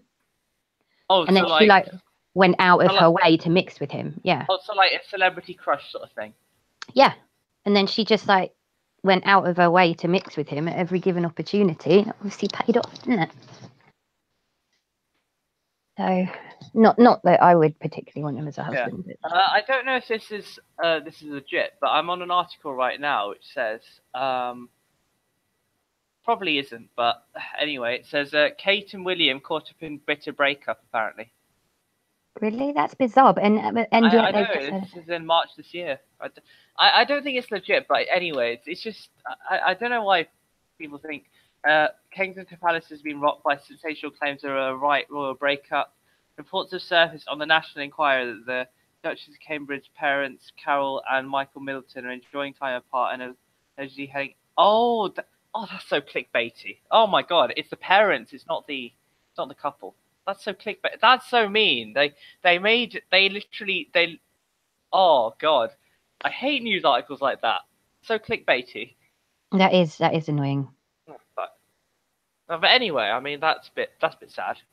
But yeah, I mean if it was big news, then it'd be everywhere by now, wouldn't it? Yeah, well this is it. I think it's probably just... Why would they say like they said literally William and Kate caught up in breakup and then it's the parents. I'm like, dude, come on. But that's what they do, is just clickbait. Ridiculous. But anyway, if that did happen, if William and Kate did actually divorce, what do you think would happen hypothetically? Like the media effect and stuff. Oh, I think that they would not stop going on about it, and they'd like want to like interview them separately, and they'd probably follow Kate around wanting to get the juice and stuff. Oh God. Because like if they divorce, she would not. She probably wouldn't like be part of the. Well, she would be, but she wouldn't. She'd probably live like like Fergie did and stuff. Like when they like lived in much smaller houses, like out the way. It was almost like they were kind of semi-disowned by the royals. Okay. So that it'll probably just be like that. I have an article still get here. Like royal money and stuff or not? They'd probably look after her, but I don't think that she'd be as Yeah. Oh. Callum in the side chat says royal news is on par with Kardashian TMZ gossip shit. Obviously it is. Yeah, isn't it? Yeah, Right? but that's the thing. Reality TV, it's all that sort of illusion, isn't it? It's a distraction. Yeah. Oh God. The two met then they were freshmen at St Andrews University. St Andrews, yeah. Didn't become romantically involved until 2004 in their final year of school. They went on a ski vacation. Yeah, I'm just having a look. Unfortunately, once they graduated from college, they no longer had the university to shield them from the glare of the public eye. Yeah. After leaving St Andrews, Duchess, on the other hand, headed to London, where she worked at her parents' company and then for the retail chain Jigsaw. Although the royals can pretty much have anything at the drop of a dime, no easy feat to keep a relationship going while juggling the demands of the crown, military and the distance between blah, blah, blah, blah, blah. They broke up for a while. Oh. And then they got back together. Oh, okay. Oh, because What do you think about the fact that they're gonna? Is Meghan Markle gonna be like the first mixed race person in the royal family? I think she is, isn't she? Yeah. Okay. Well, And the and first American as well. I heard people had like when yeah, she is the first American, but I heard that like apparently a couple of the royals have been making like quite nasty like racist remarks about tainting the family and stuff. Oh God. Which is outrageous thing to say. Isn't she half black? Isn't it? So is that what she? Yeah, yeah. I think her mum's black and her dad's white. Okay. I'm just annoyed she's not going to be in Suits anymore. I really like that show. Okay. Yeah. I mean, it's going to be interesting because she's not even she's not British as well. She's American, so that's going to be. I mean, but I think things have inevitably got to move on though. Like some people think of the royal family as like just not that relatable, like quite stuffy. Do you know what I mean? Like people think that they're a bit like, you know, hoity-toity and sort of unapproachable. So that hopefully the younger royals like Harry and Meghan. Yeah, so the so-called progressive royals. Yeah, exactly. Or like making like I remember Harry made a speech actually quite recently. I can't remember exactly when, but it was fairly recent, and William as well. And they were really sort of much more like the language that they were using was like warmer, much more relatable to the average person, but also didn't they do loads of mental health campaigning as well? Yeah, they did. The three of them, including Kate. Yeah. I heard apparently Kate Middleton smokes, which I was for some reason I know tons of people smoke, and I shouldn't be shocked, but I was really shocked by that. Oh. Oh wow. It's just weird. Like I just thought, you know, I thought she was like whiter than white. I didn't think she had any vices. Oh wow. Callum, the Queen will execute her. What? I think he was referring to the like if they actually broke up. Well, I mean, because of what happened with Diana, you mean? Oh, that's a conspiracy theory, actually, isn't it? Do you think that Princess Diana, that there was foul play involved and that she could have been bumped off by someone? Or do you think it just genuinely was just a tragic accident?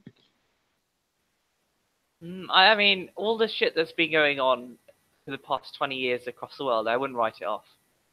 No, I don't. And I think as well, there are always quite dodgy forces at large, aren't there, when you're talking about heads of state and, you know what I mean? Like, but I mean, I always found it odd that, which is, I suppose, a small-ish detail, but apparently Diana was very, very well known to, like, habitually, like, never, ever skip, habitually wear a seatbelt.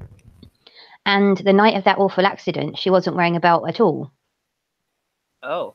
If you're being chased by paparazzi and your driver is doing like whatever the speed was, you're gonna put your freaking seatbelt on, aren't you? Yeah.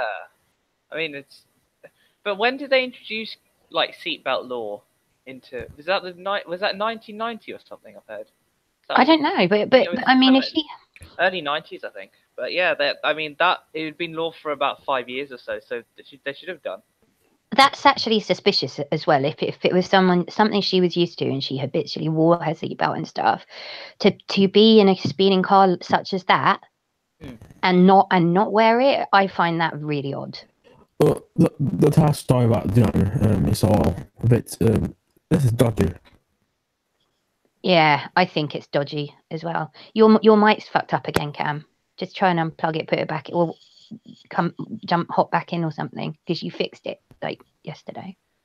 Right.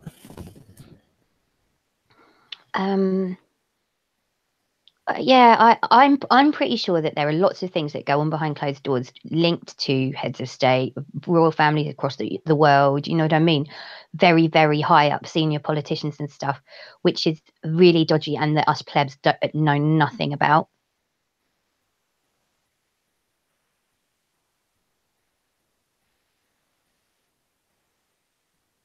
Hey, Shafted.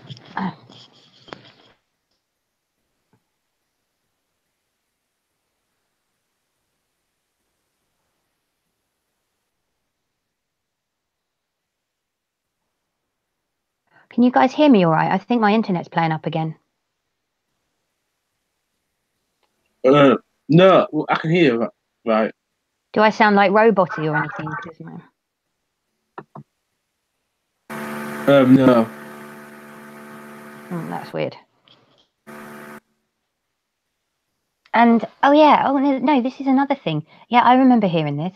Shafted said that apparently on the night of Diana's accident, all of the CCTV TV cameras in the area weren't working.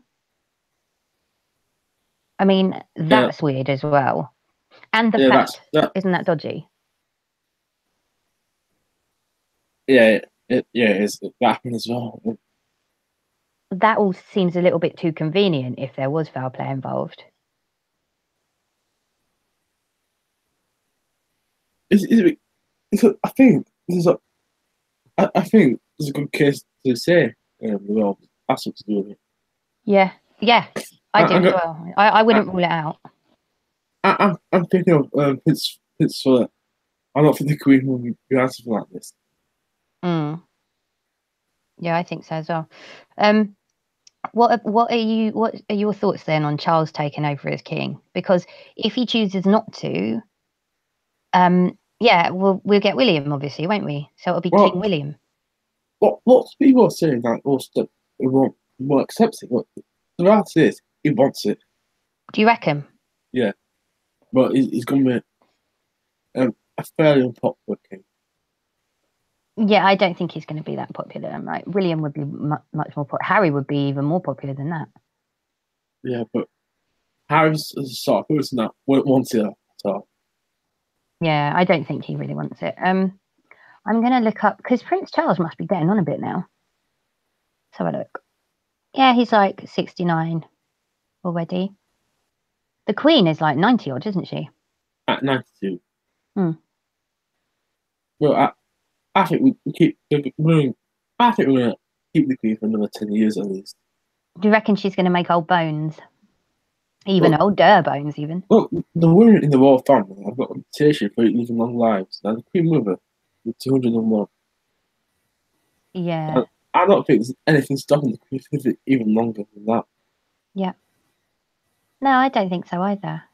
I don't see why not. If we did get the cool Prince Harry, though, Miles made a really good point. No more Nazi dress up. Look, the royals actually back the Nazis at one point. You what? The royals back the Nazis in 1930s. God, yeah, they did. I mean, you're the history buff around here. I don't really know any of that type of thing, but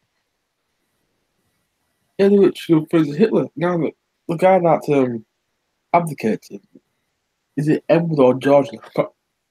George. He was sympathetic to Nazis and evil. So technically, Nazi sympathisers run in the family. not that I think. I think it was just a stupid prank by Harry, though. I don't think it was like, you know. Well, the rumours that Hitler wanted to install him back on the throne if he invaded. Really? Yeah. Well, the rumours, we don't know for certain. No. But if Hitler invaded, we would have installed Oswald Mosley and certain as Prime Minister. Although I suppose we wouldn't know for sure, but yeah. Callum has said that he's impressed that Prince Philip is still alive. Yeah, and what a loose cannon he is as well. Some of the shit that he's come out with, my God. Well, there's a Italian island of worshipping. I think that's keeping him alive. Well, yeah, probably. Do you know that do you remember that remark he made to a bunch of students in China once? No. He said something along the lines of, I'm not paraphrasing here, but it was unbelievable what he said. He said something like, "Oh, make sure you don't stick around too long, or you might end up with slitty eyes." That's what he actually said to a group of students. I was like, I couldn't believe that someone actually told me that, and it was like, yeah, he made some sort of remark like that, and he's like made other like really, really off the cuff, like either sexist or racist remarks and stuff. He's always been like that. Yeah, he's like said as being like a proper loose cannon, isn't he? Yeah, it's opposite of PC. He gets. Do you remember when?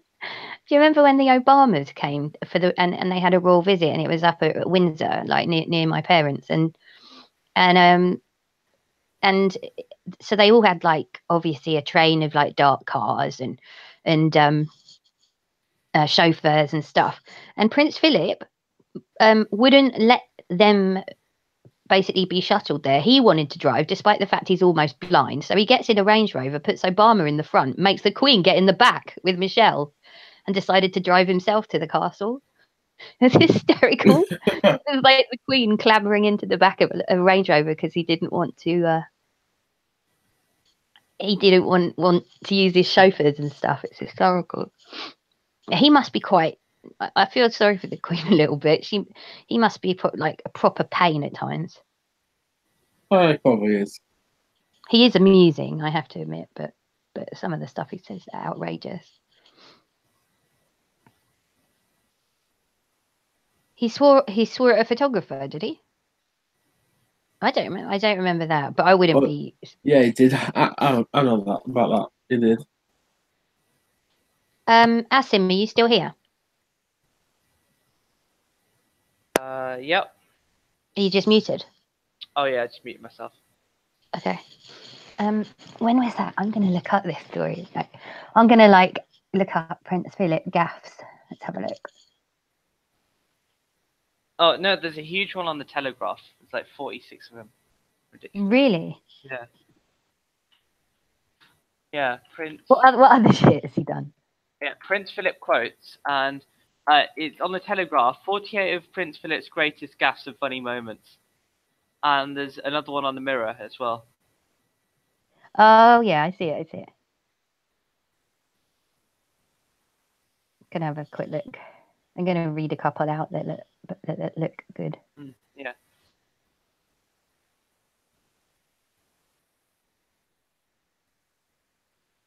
He said to Tom Jones after a Royal Variety performance, "What do you gargle with? Pebbles?" Ah, okay. Oh, Let me find some more.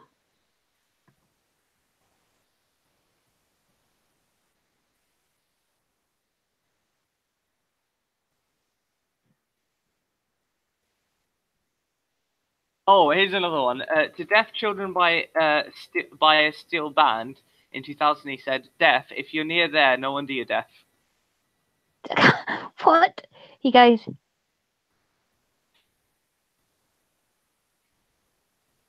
Yeah, and Callum says, "I actually like him for some reason. He's the one royal I like to research about." Well, yeah, I mean, all the crazy shit he said, at least he's amusing. yeah, no, it is quite amusing. Oh God! It says to Atul Patel at a reception for influential Indians in 2009. He says there's a lot of your family in tonight. Oh my God! Yeah, because you know everyone has like the surname Patel, so. Yeah. Oh my God! He's also said, pointing at an old-fashioned fuse box in a factory near Edinburgh in 1999, "It looks as if it was put in by an Indian." Yeah. God. Yeah. You know what said to a Scot in Scotland said, "How do you keep the natives off the booze long enough to get them through the test?" To a driving instructor in Scotland. Yeah. Oh, in 97, he used Hitler's title to address German Chancellor Helmut Kohl. He called him. How do I say that? It's Reichslanzer.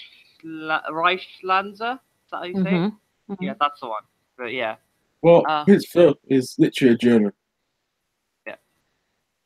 He goes, "You are a woman, aren't you?" After accepting a gift from a local woman. Oh God. But yeah. See number 16 on the list. If you stay here much longer, you'll all be slitty-eyed. To British students in China during the 1986 state visit. Oh my God. Oh God. Oh. On Ethiopian art in 1965, he says, "It looks like the kind of thing my daughter would bring back from school art lessons." he goes also.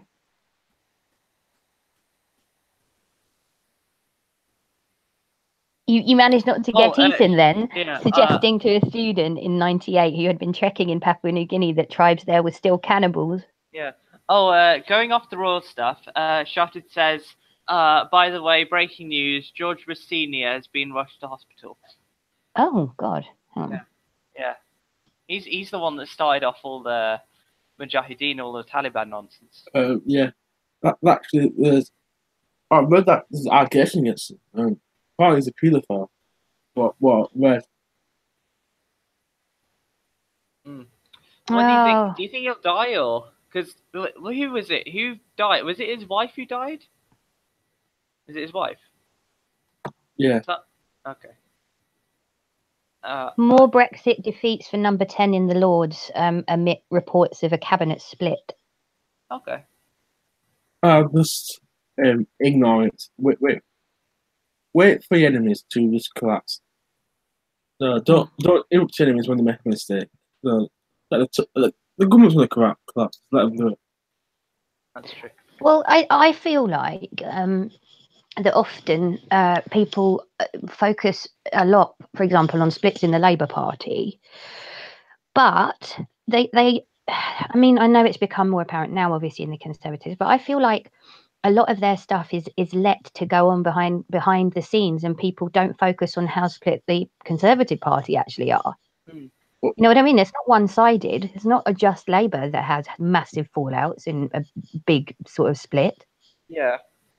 Well, I mean, they're all publicised because they're not actually in government. So they don't have a reason to hide it, sort of thing. Well, the Conservative Party's always did a good job at hiding these things. Oh yeah. Have they? I mean, I suppose so. Like a lot of it goes on. Yeah, but I mean, in the 90s, it was all the John Major stuff that went on, wasn't it? All the scandals. Yeah, they were all ripping each other's faces off then as well, weren't they? Yeah.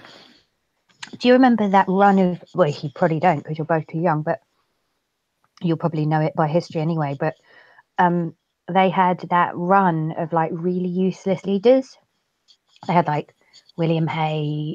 Like this was before the Blair landslide, so they were in a real mess then. There was a lot of infighting and things, and they had. Was this before Thatcher? No, this is just pre-Blair, so after Thatcher, pre-Blair. Oh, so mid 90s basically. Yes, it was like, yeah, it was basically a few years before Blair, so it would have been mid 90s. But they had, I think it was around that era.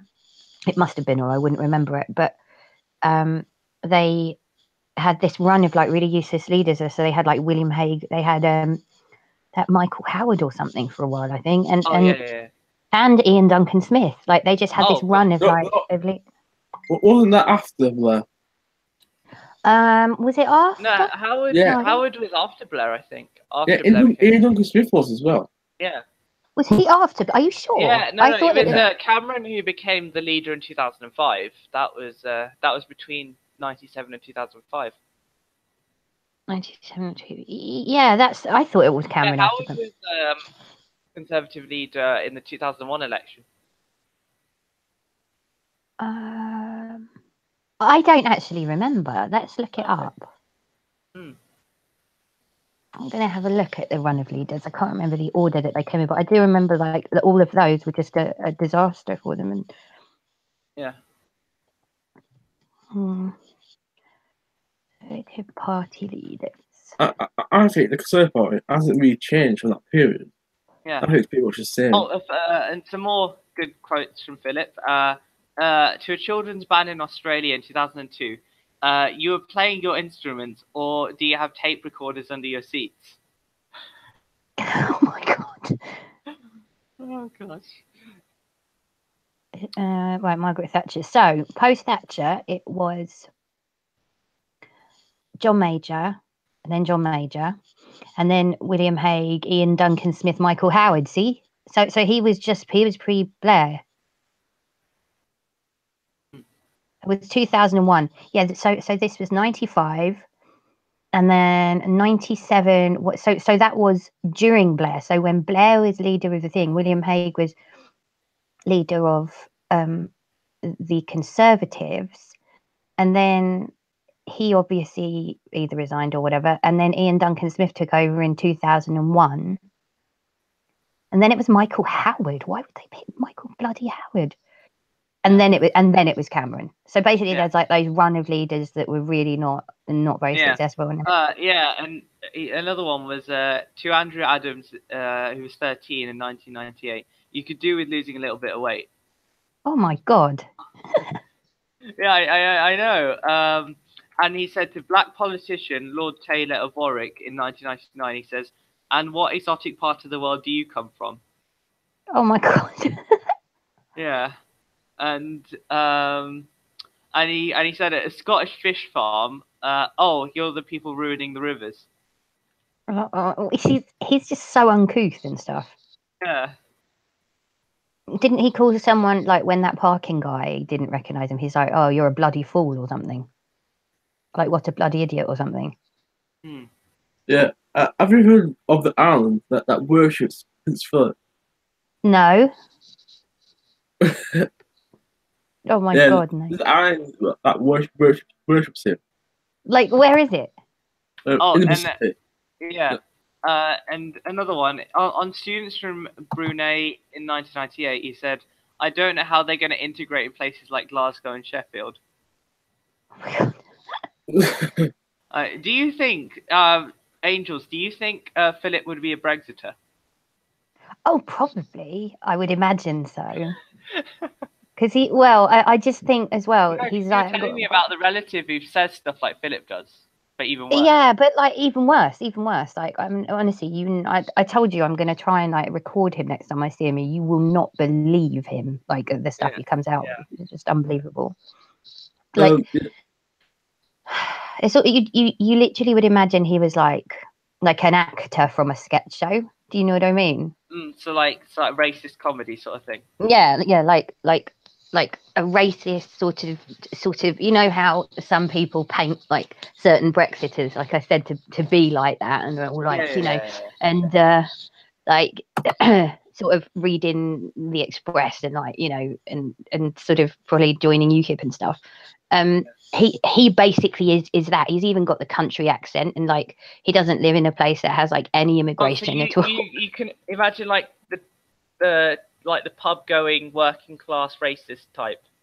Yeah, basically. And he also, I think he's like, I can't remember what he used to do for a living. I think he was like a policeman or something at one point. Racist policeman. Well, that's typical, isn't it? Yeah. Imagine if he said that shit when he was a policeman. I hope he didn't. But then if I suppose if he was a policeman in the area, and I think it was in the area that he's in now, it's like a sort of a shire area, and it's like semi basically in the middle of nowhere, like in the country. So probably being a policeman there, he just had to like wander around and not really do much. You know what I mean? Like the crime of the year is probably like someone's bike got nicked from outside the one post office they have, or something like that. So, you know, he probably didn't make it. Although he could hardly be racist if he was a policeman. Yeah. Oh, here's a great one. He said in 1988, "I don't think a prostitute is more moral than a wife, but they're doing the same thing." Oh my God. That's so bad. Oh, God. Sounds like my kind of guy. Welcome back. Hey. All right. Oh, God. They're just reading the... Going through Prince Philip's gaffes. Yeah. Oh, and to female Labour MPs in 2000, so this is the feminist corner then. Well, you know, considering Jess Phillips is around, I would say that. Oh my God, that's Well, ask him. Yeah. Would you even rape her? No. So you're saying that you wouldn't even rape her, are you? No. Where did rape come from? I was talking about feminist. He quit his Sargon. Oh, someone said, okay. yeah. Sargon said to Jess Phillips, "I won't even rape you." That's what I'm referring to. Oh, I didn't see that video. But anyway. But the next line after that would be me calling you a misogynist Oh, of for course. not you know. For Yeah, saying yeah, rape someone. yeah, and yeah, I don't know. Let's say I told her she was a bad MP, and then she'd be like, "Oh, you're telling me that all females are bad MPs," that sort of thing. Oh yeah. Oh God, Jess Phillips fan. What could Yeah, you do? I put a link about the Ireland that worships Prince Philip. Alan says, "What do prostitutes make sandwiches as well?" Well, if you paid them, probably. That's what I said. I said it depends on how much you pay them. Well, some of them just fucking give you head pats, don't they? Well, it depends what type of sandwich, really. Oh, Yeah, I guess. I prefer pastries, my Sam. Do you like sausage rolls? No, sweet pastries rather than Sweet- savoury ones. Oh, like those. What are they called? Like cinnamon swirls and that type of Oh thing. yeah. Was it the one I really like? Is the maple pastries. I really like those. Oh, the maple and pecan ones. Oh, I love those. You don't get it at all, dear. No, not at all. God, both and you need to be sentenced to the deepest depths of hell for not getting that one. Okay. But do you actually like pastries though? Pastries aren't bad. Yeah. But again, I prefer sweet pastries than savoury pastries. A solid sausage roll from like Greg's isn't bad, but then the rest of Greg's stuff tends to be a bit shit. Do you like what are they like Cornish pasties? No. Ain't Cornish pasties got fucking peas in them?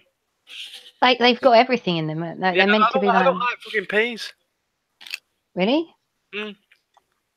Peas are alright. I don't. Wank. Cornish pasties are like really, really like dense and filling though. Yeah. To be honest. Oh yeah. Didn't it, like, what's it?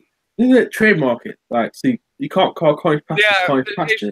it's like you can only call fucking what is it, sparkling wine champagne if it's from the Champagne region. Cornish pasties can't be called Cornish pasties unless they're made in the UK. Yeah. Oh, and Shafted says, I love the butter pastry twists with icing sugar on them. They should be illegal. Oh, I don't know what they are. Butter No, pastries. no, I don't know what those are. Oh my god, what the fuck's up with Shafted's image? He's fucking changed his picture. Let's have a look at his picture.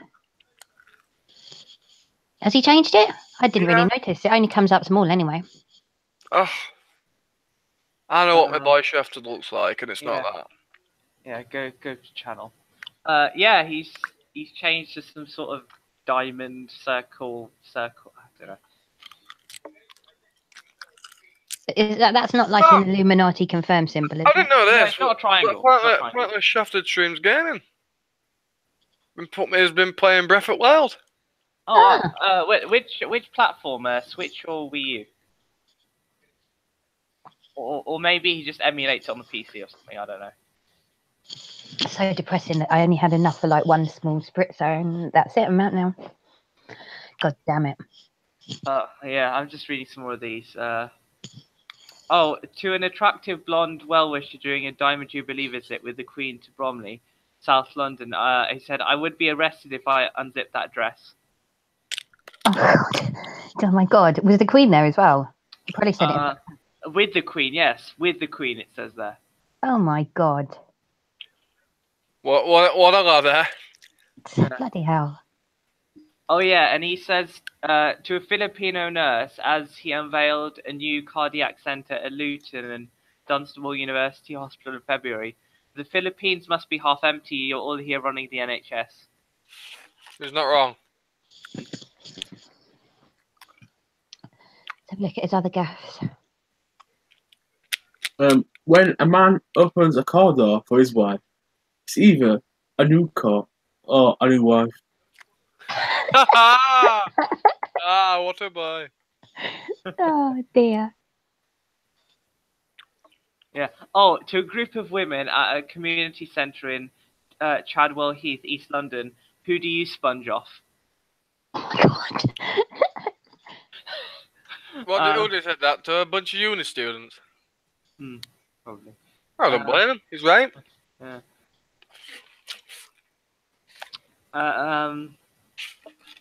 Oh yeah, no, he did swear. Actually, I think someone was saying earlier to a professional photographer at the RAF club. Just take the fucking picture. There we are. That's what he said. Just take the fucking picture. Gaff's caught on camera as well. I've just found. 95 he is, right? I think so. Yeah, he is born in 22, I think.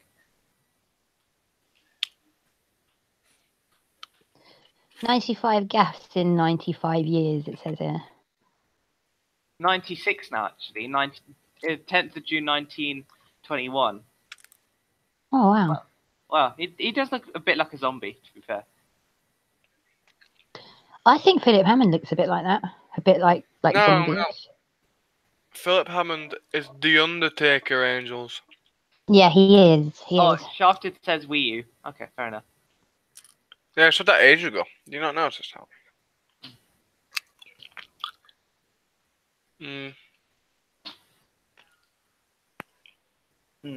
I cannot. I think that's probably the worst. The one where he was in. He said to a group of British students in China, "If you stay here much longer, you'll go home with slitty eyes." So it's just so bad. Well, that's the Greeks for you. Oh my God, Isn't he? I thought he was German. I heard he was Greek as well, actually. Right, it was born in Greece, but it's basically a German. Because the Greek royal family was basically Germans. It's basically German. Yeah. Well, he was born in Greece, but his family are Germans. And the Greek royal family were Germans. His family are Danes, not Germans. Are you sure? Yeah, I know he's got related to the Danish royal family, but well, his dad were fucking were the Prince of fucking Greece and Denmark. To a 14-year-old member of a Bangladeshi youth club, he says, "So who's on drugs here?" He looks as if he's on drugs. A 14-year-old.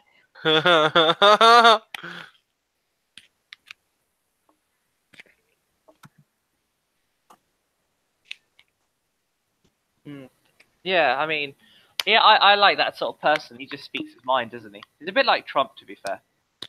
But I think his mother might be on the German side, actually. yeah, and certainly has connections to Germany. Or his family history. Yeah, but he is Greek and Danish. He said His father's Greek and Danish. So he's.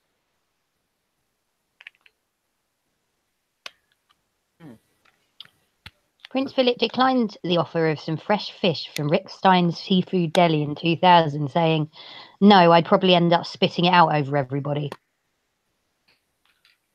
Oh God. And I think it was Cameron. You mentioned that he was that David Cameron is actually related to the royal family. Yeah, but that's extremely distant. One in the fourth, was it? I think. Jesus Christ. Meeting a wheelchair-bound nursing home resident in 2002 said, "Do people trip over you?" Question mark. What the fuck? What? Oh. No, but I mean, when he goes, I think people will miss him for this very reason. Yeah, oh yeah, like this. Yeah. I just can't believe some of the stuff he said. Yeah, but like Cameron said, these people will be around for like another 10 years or something ridiculous. But they'll probably find like some sort of like futuristic way to keep them alive or something, probably. And they're already, I mean, if the Queen's 92 and he's 96, they're not doing bad, are they? No. I mean, she's pretty active. She does she guides people around the palace. She does all this sort of thing. Yeah, she does CrossFit, doesn't she? Really? I think. Could you imagine? can't believe you just swallowed that. Fuck.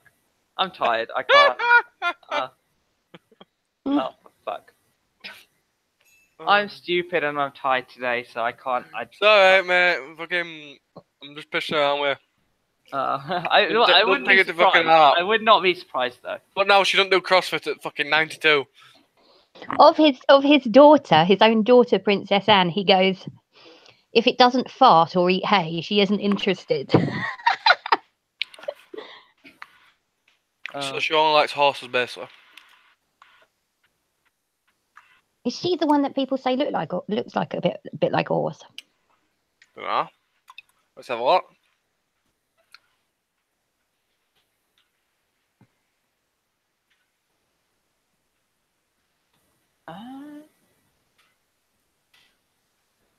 Ooh, she's looking a bit old in her old age, isn't she? Yeah, that's true. How old is Princess Which is the Anne one now? that died? What one died? Queenie's sister. What were her name? I know she's dead, but I think she died of fucking lung cancer or something like that because she was a prolific smoker. Really? Yeah. Just having a Princess Margaret. Could be Margaret. Yeah, I think you are right. Oh, Yeah, okay. okay. Princess Margaret was and Princess Royal's aunt. Oh, okay. Wasn't that ages ago? Wait.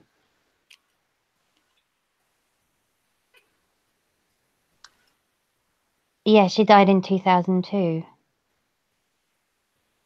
Oh, that's more recent than I thought. Wasn't it the Queen Mother that died in like 2002 at like 101 or something? Well, let's have a look. 102, I think. 2002, 101. Oh, okay, yeah. And Princess Margaret died in 2002, aged 71. Oh, okay. Yeah. They do Which live quite long. fucking shocking thing.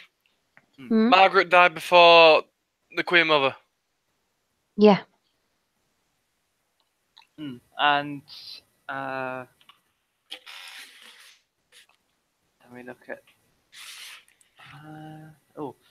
Victoria died in 1901 at 81, so that's quite impressive considering this was the 1800s when she lived. So. Margaret was often viewed as a controversial member of the British royal family. Her divorce earned her negative publicity, and she was romantically associated with several men. Yeah. Yeah, one of them were like the fucking bloody captain of the guard or something like that. And Callum said she has the teeth of a horse, I think. Oh, is that you're talking about the Princess Anne? Yeah. Yeah, she died. She had like 3 strokes, this Margaret. Oh yeah, Like between pneumonia. 1998 and 91 and 2001. Yeah, bloody hell. Wow. I've never bothered reading up on the royal family before. It's quite interesting. Yeah. Yeah, I mean, I only really started to do it because You know, you want to know something interesting about them? Mm. The current monarch can trace her lineage back to Duke William the Bastard. Really? It goes back further than that. Well, yeah, but William the Bastard was a cousin of Edward the Confessor. was he? Yeah, it was related. I'm sure. I'll have a look at that one.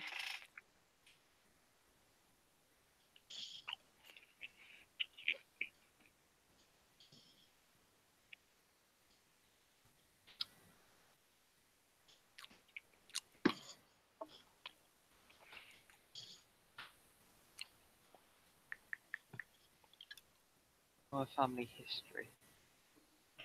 Family tree of English House of was it Albert the Great King of Wessex was the first. That's on Wikipedia. That was 1849 to 1899 or something. The oldest one they've got there. 18? Do you mean 8? No, eight. Sorry, 8. I don't know. I'm reading today. Ugh. I'm gonna say we haven't had fucking Wessex for about fucking 1200 years. Oh god, yeah. My eyes are half shut, so I can't read. Anyway, yeah, there's starts going down and then it splits off and wait, is this? Oh my god, it looks like. Wait, I mean, the tree looks a bit funny. Is that because there's loads of inbreeding going on? 1 minute. Which bit of tree we're talking about here? Wikipedia. They're quite like at the top. Oh, are we looking at a certain tree? Yeah, no, this Send is us a link, lad, just inside chat. yeah the family tree of Just check us a fucking link, man, that because I can't be asked to look for it. All right.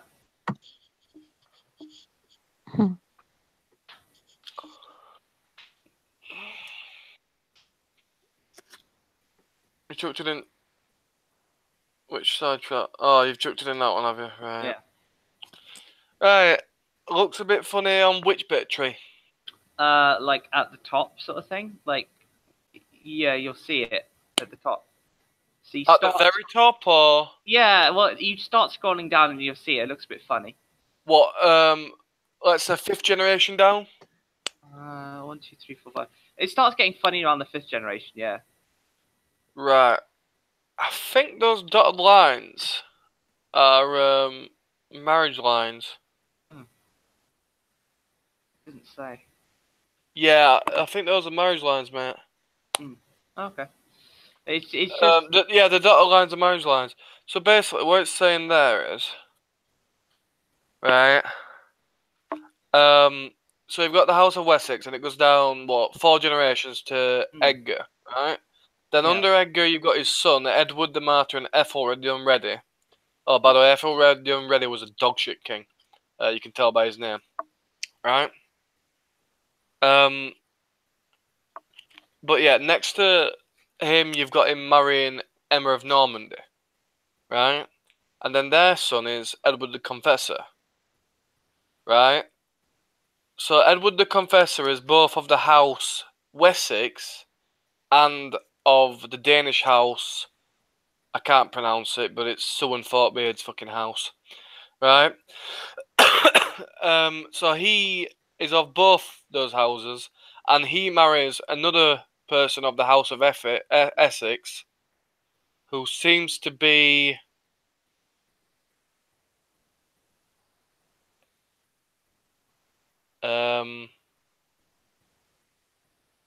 that looks like his sister, but I know it can't be his sister, so I'm reading this shit wrong. I'm a bit confused now. That's definitely not fucking marrying your sister inbreeding.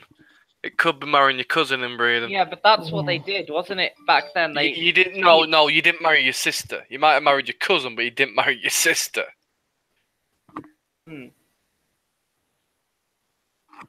I'll have to have a look into this. Yeah, Spouse, because I was looking at this earlier, and it was like the Queen and Philip are like third cousins or something. So it doesn't surprise me. But they're all related. The royal families of Europe. Godwin of Wessex. Figured it out. We're all right. Okay. Right. We're all right. Edith is not Ethelred the Unready's daughter, thankfully. I don't know why there's that line there, but basically, right.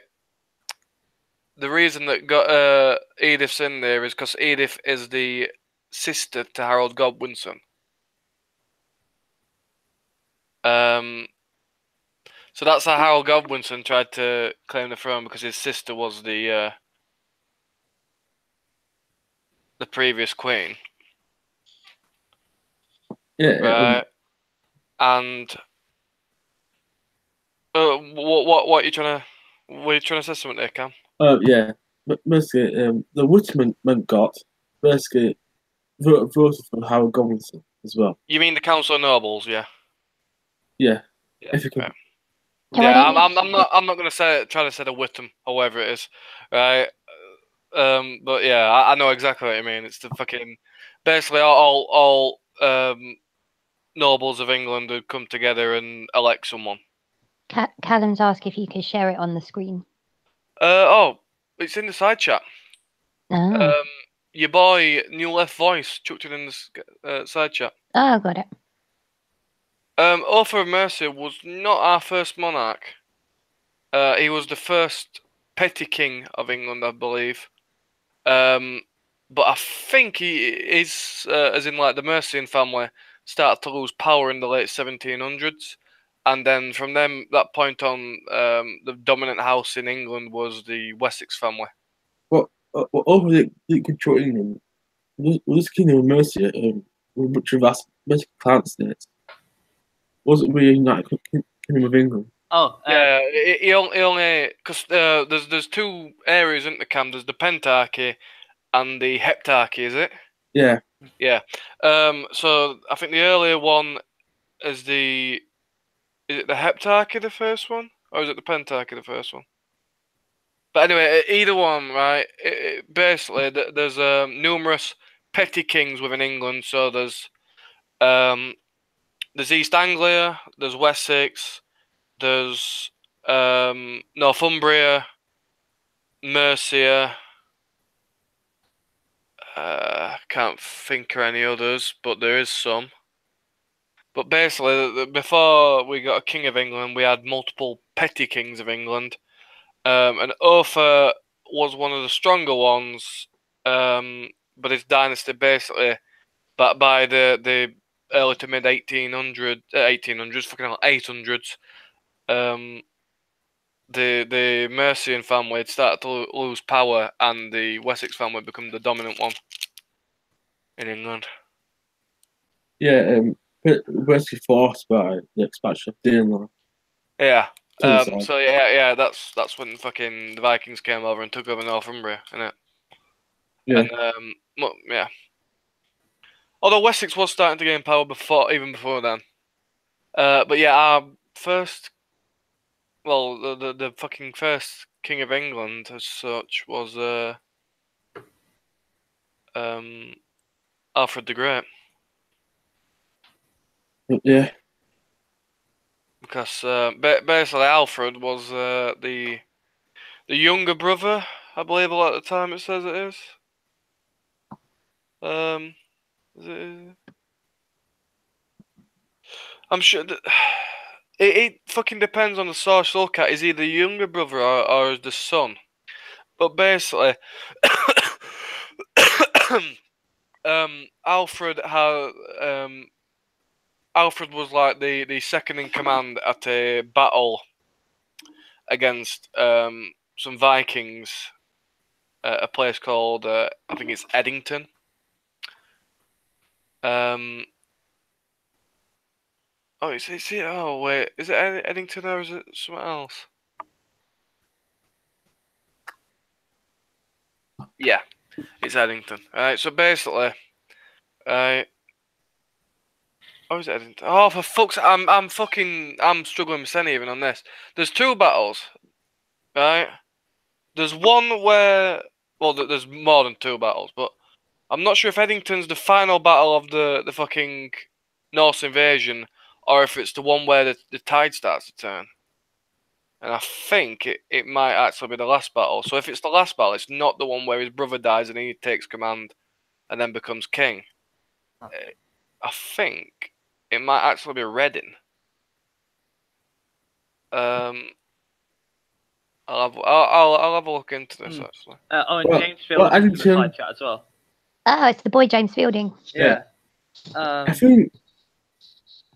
No, I've realised where it is. It's fucking Battle of Ashdown. Yep. Right. So basically, up until the Battle of Ashdown, which is in, let's have a look. I'll get Wikipedia up for it. 871. Right. So the Battle of Ashdown's in 871. Before this, the Anglo-Saxons had been getting absolutely fucked by the Viking invaders.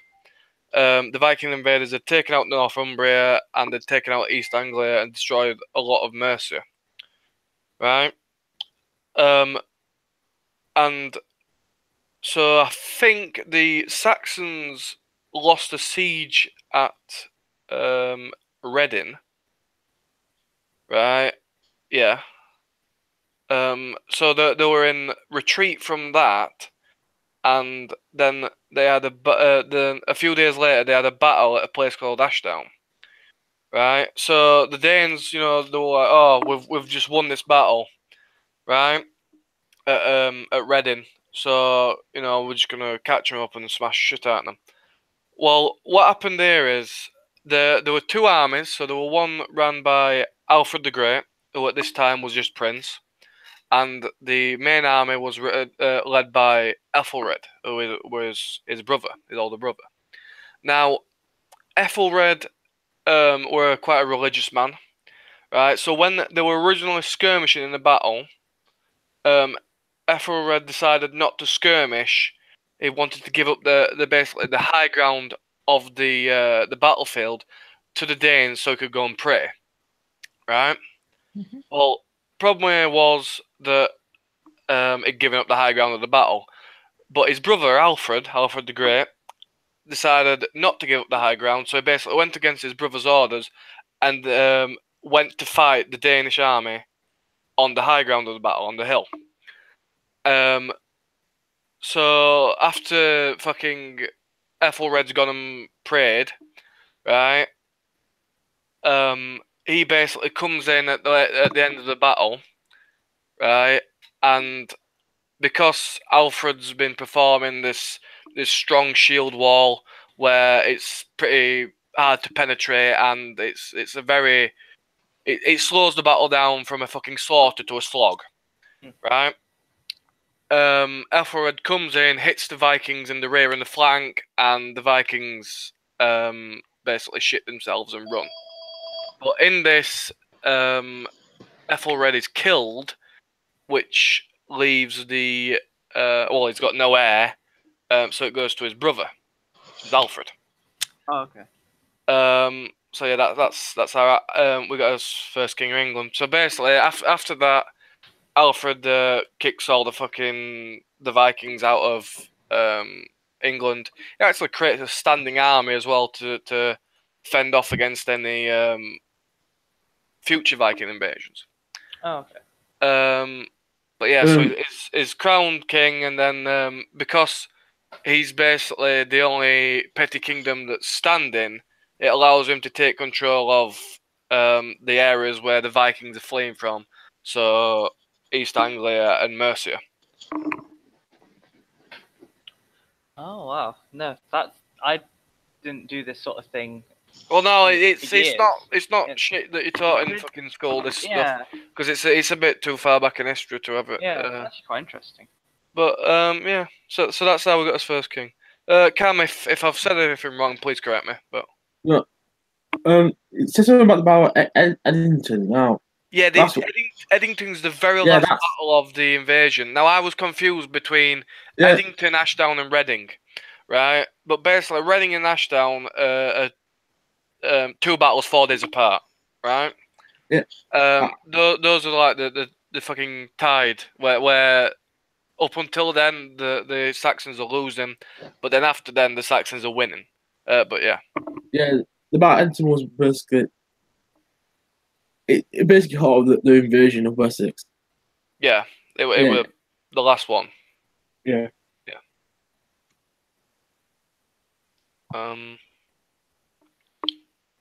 But yeah, I mean, I ain't got much Quite more to say interesting. on that subject. Have you got anything to Well, add, Cam? You're a fellow to- history. To be honest, the problem is with this period of history,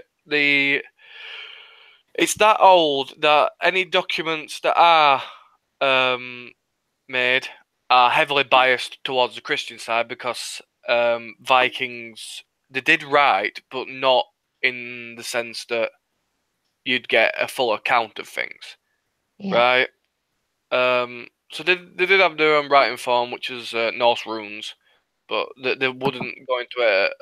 How they told their history was through sagas, rather than through writing it down. So a lot of the stuff is heavily biased towards the Christian side, and also it's old and patchy anyway. Mm. So you're saying that there's quite a bit of inaccuracy as well. There's probably a bit of inaccuracy. There's probably quite a bit of inaccuracy. Yeah, I'll get that one. There's probably some fucking flowery language, choices taken. You know what I mean? Mm. Because as far as we know, it could have been that Alfred actually killed his brother, assassinated him, right? But But it's just not listed. it's just not listed, and it's just said that he died in the battle.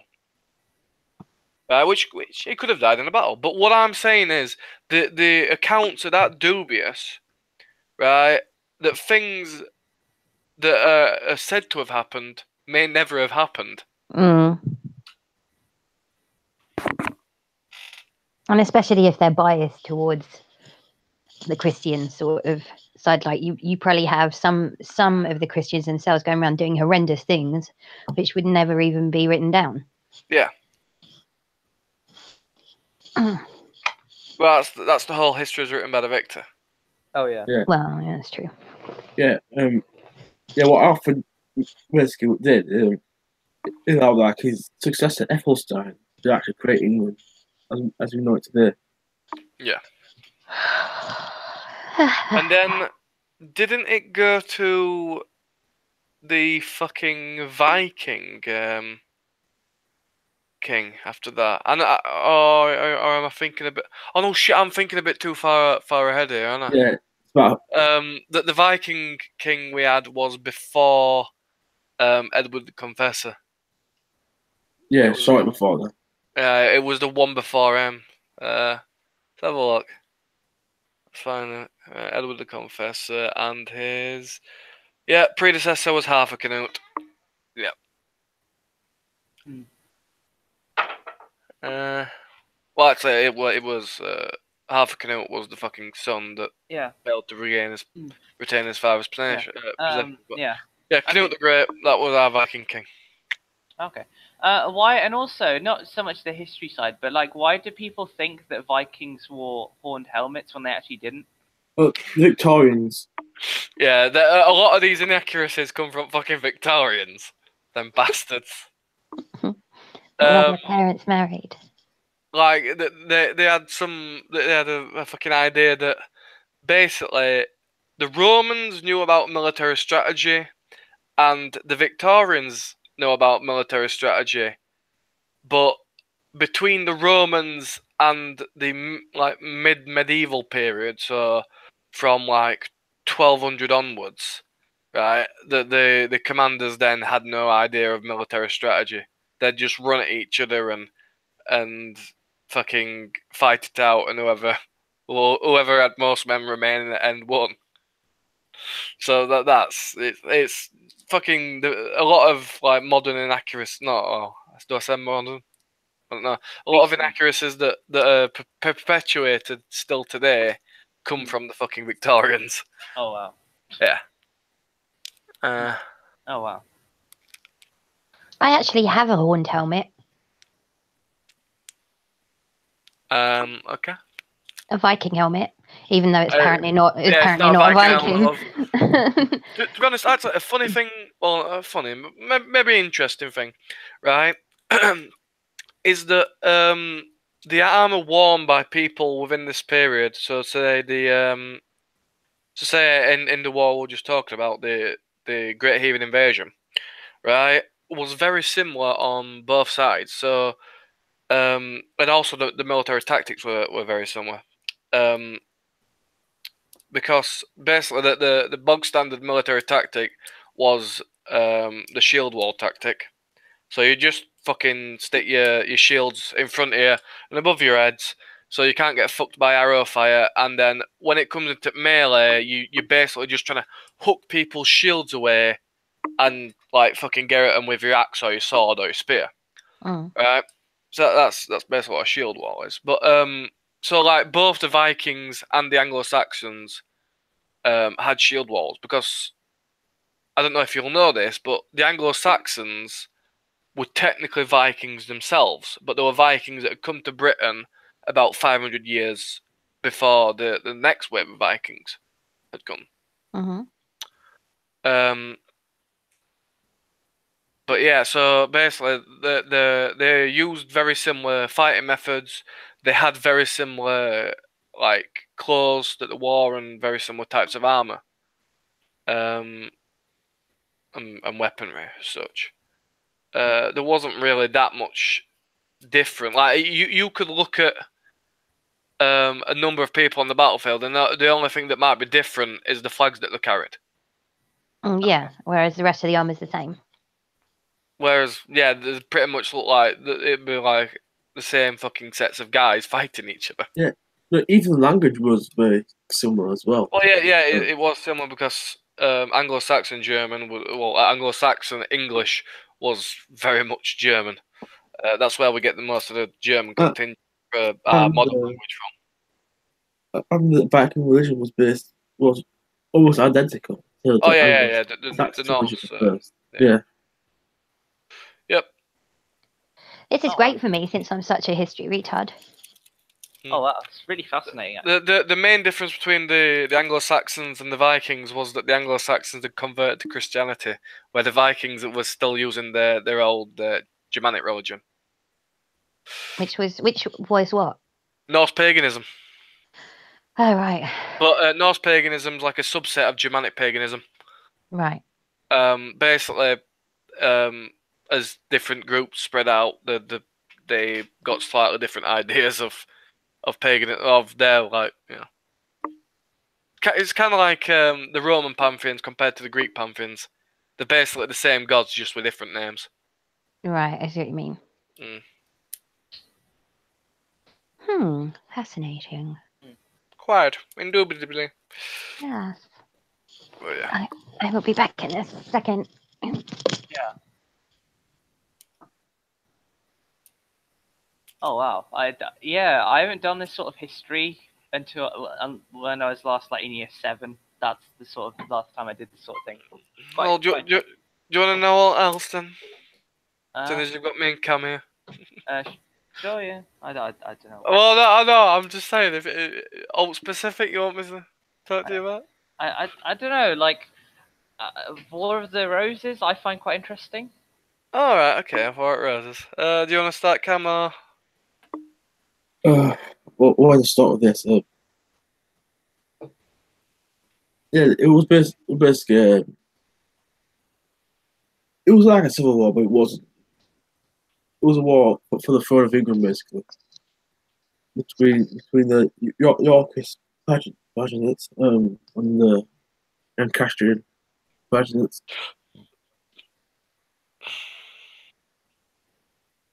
Yeah, it basically all kicked off right after the 100 Years' War. When we got this King Edward. What was it? Well, basically, like why? You mean Edward the Third? His death, yeah. Yeah, we're comparing incompetent king who basically lost us the War of the Roses. Not the War of the Roses, sorry. The 100 Years' War. They're mixed up now. Yeah. And this kicks off after his death. Yeah. He was in Third Tower as well. It was good.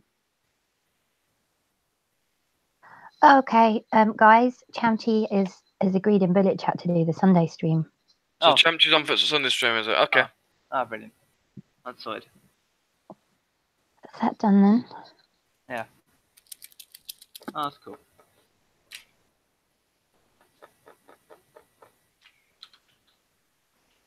Alright, nice one. Yeah, that's good. Yeah, so the War of the Roses were like, it wasn't like one war. It was like multiple different wars. Yeah, over about 30 years. Basically, what had happened is, say like the Yorks would win, right, and then they'd be like king for like 10, 15 years, and then something would happen, like the York leader would die, and then the Lancastrians would be like, oh, it's our time to fucking jump in. So they'd jump in and they'd like fucking have a scrap with some York guys and kill some York guys, and then they become king for a bit. Yeah, initially, actually, it was the Yorkists who won. But what? Yeah, it was at the end. What, Richard III? No, he got killed. Really?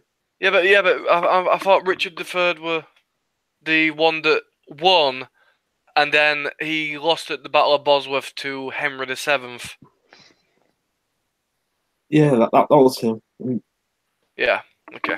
Yeah, Henry said he married York. Henry VII was the ultimate winner, I think. Oh yeah, Henry VII. Yeah. Yeah, it's he married York is got a name now. Unified the two houses. Oh, you mean because Henry VII married, I think it was Richard's sister or something? Yeah. And then, yeah, okay. Tell you what, Yeah, she called Elizabeth of York. spouse, yeah, Elizabeth of York. And Elizabeth of York was the daughter of Edward IV and niece of Richard III. By the way, if you look at a picture of Henry VII and a picture of Richard III, they look very similar. Probably because they're related, I know that, but it's just a funny coincidence. Well, it's not a coincidence, but you understand what I mean. Yeah. So pictures of who again? I'm going to Google. Richard III and Henry VII. Okay.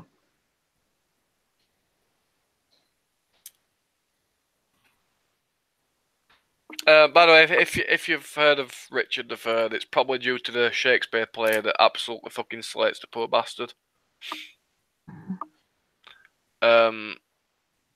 Well, that's because Shakespeare didn't want to. Well, that's because Shakespeare were writing at time of fucking Elizabeth, weren't he? Yeah. Oh Or yeah. he didn't want to paint Elizabeth as illegitimate. Oh yeah, Especially yeah. when I she had understand. that. I understand why he did it. He didn't want to get fucking hung by her. Yeah. Oh my Especially God! when Elizabeth was a bit paranoid about Mary Queen of Scots and all that. At the Yeah. time. Oh yeah, wasn't it Mary who did? Was it Turn or Burn? Wasn't it? That was the one. But, I'll talk about this with Mary, but yeah. Oh. She, Queen Mary, that was Queen of Elizabeth.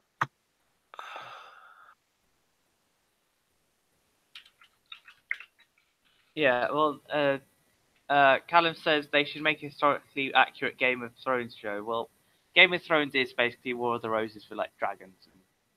Yeah, well, it's not just War of the Roses. I mean, the whole Starks versus Lannisters, that is taken from the War of the Roses. But there's many other things in it that are taken from different periods in history. So, like the Dothraki resemble the steppe hordes. I think what the ones that they're trying to represent is probably just Genghis Khan or the Huns. But then there's also like you have the wall, so that's supposed to represent like Hadrian's Wall, to keep out the fucking the Picts in real life, but The Northmen. it keeps out the fucking White Walkers in Game of Thrones. But yeah, it takes basically Game of Thrones is alternate. Is it alternate history? Maybe it's basically Yeah. it's basically if if someone like I don't know fucking took events that happened in real life and gave them a fictional spin. That's exactly what it is. Yeah. Have any other TV shows done something similar to that recently? What like a fictional spin on real history? Yeah, like that sort of thing. Like Believe it or not, well, that's what Lord of the Rings is. I've Like, never actually watched Lord of the Rings. making new series about it as well. yeah, they are. Like, this Kingdoms of Lord of the Rings are based on, right, the Rohan is based on England and Anglo-Saxons, basically. And, for example, based it on, basically on English history, most of it, like, the Gondor meant to represent Normans and things like that. Yeah.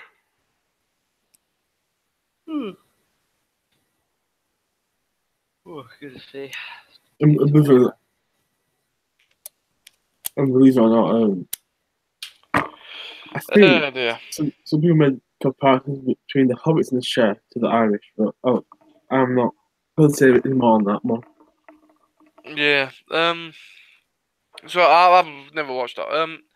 One show I do actually like, although it's got a bit well, we're a bit slightly ahistorical from the start, but it's kind of like based on true facts, but using the wrong people. But the writing's gone downhill a bit.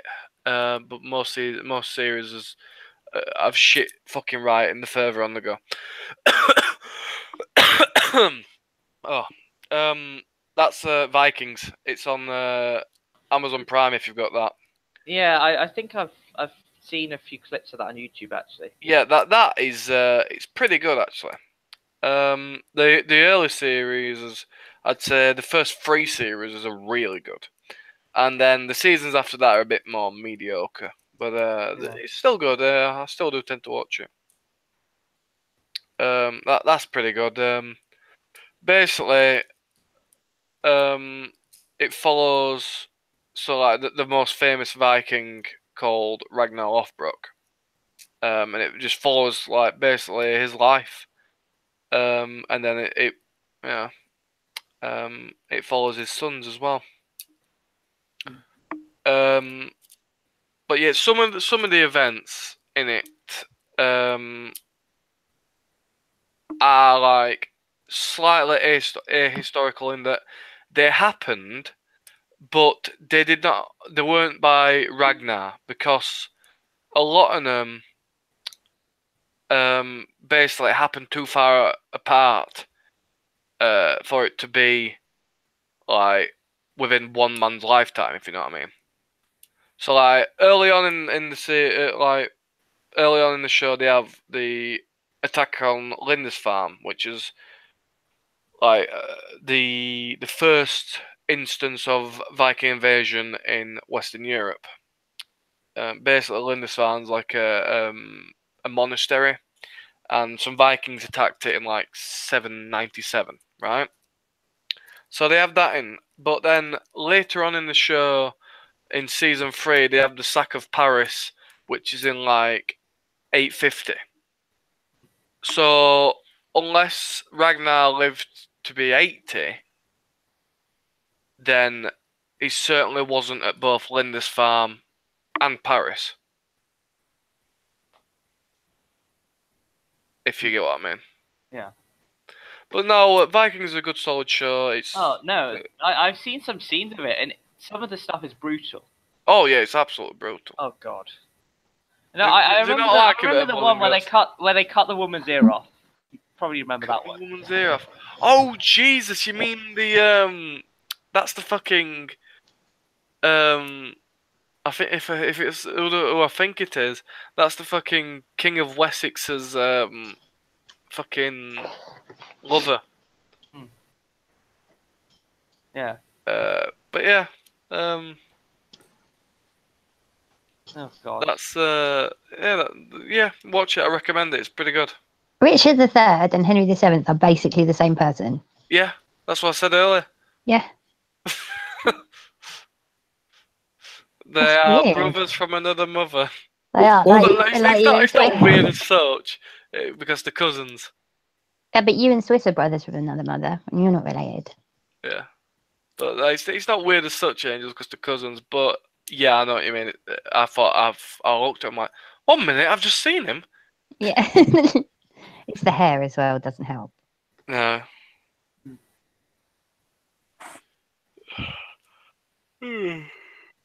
Why do the women look the same?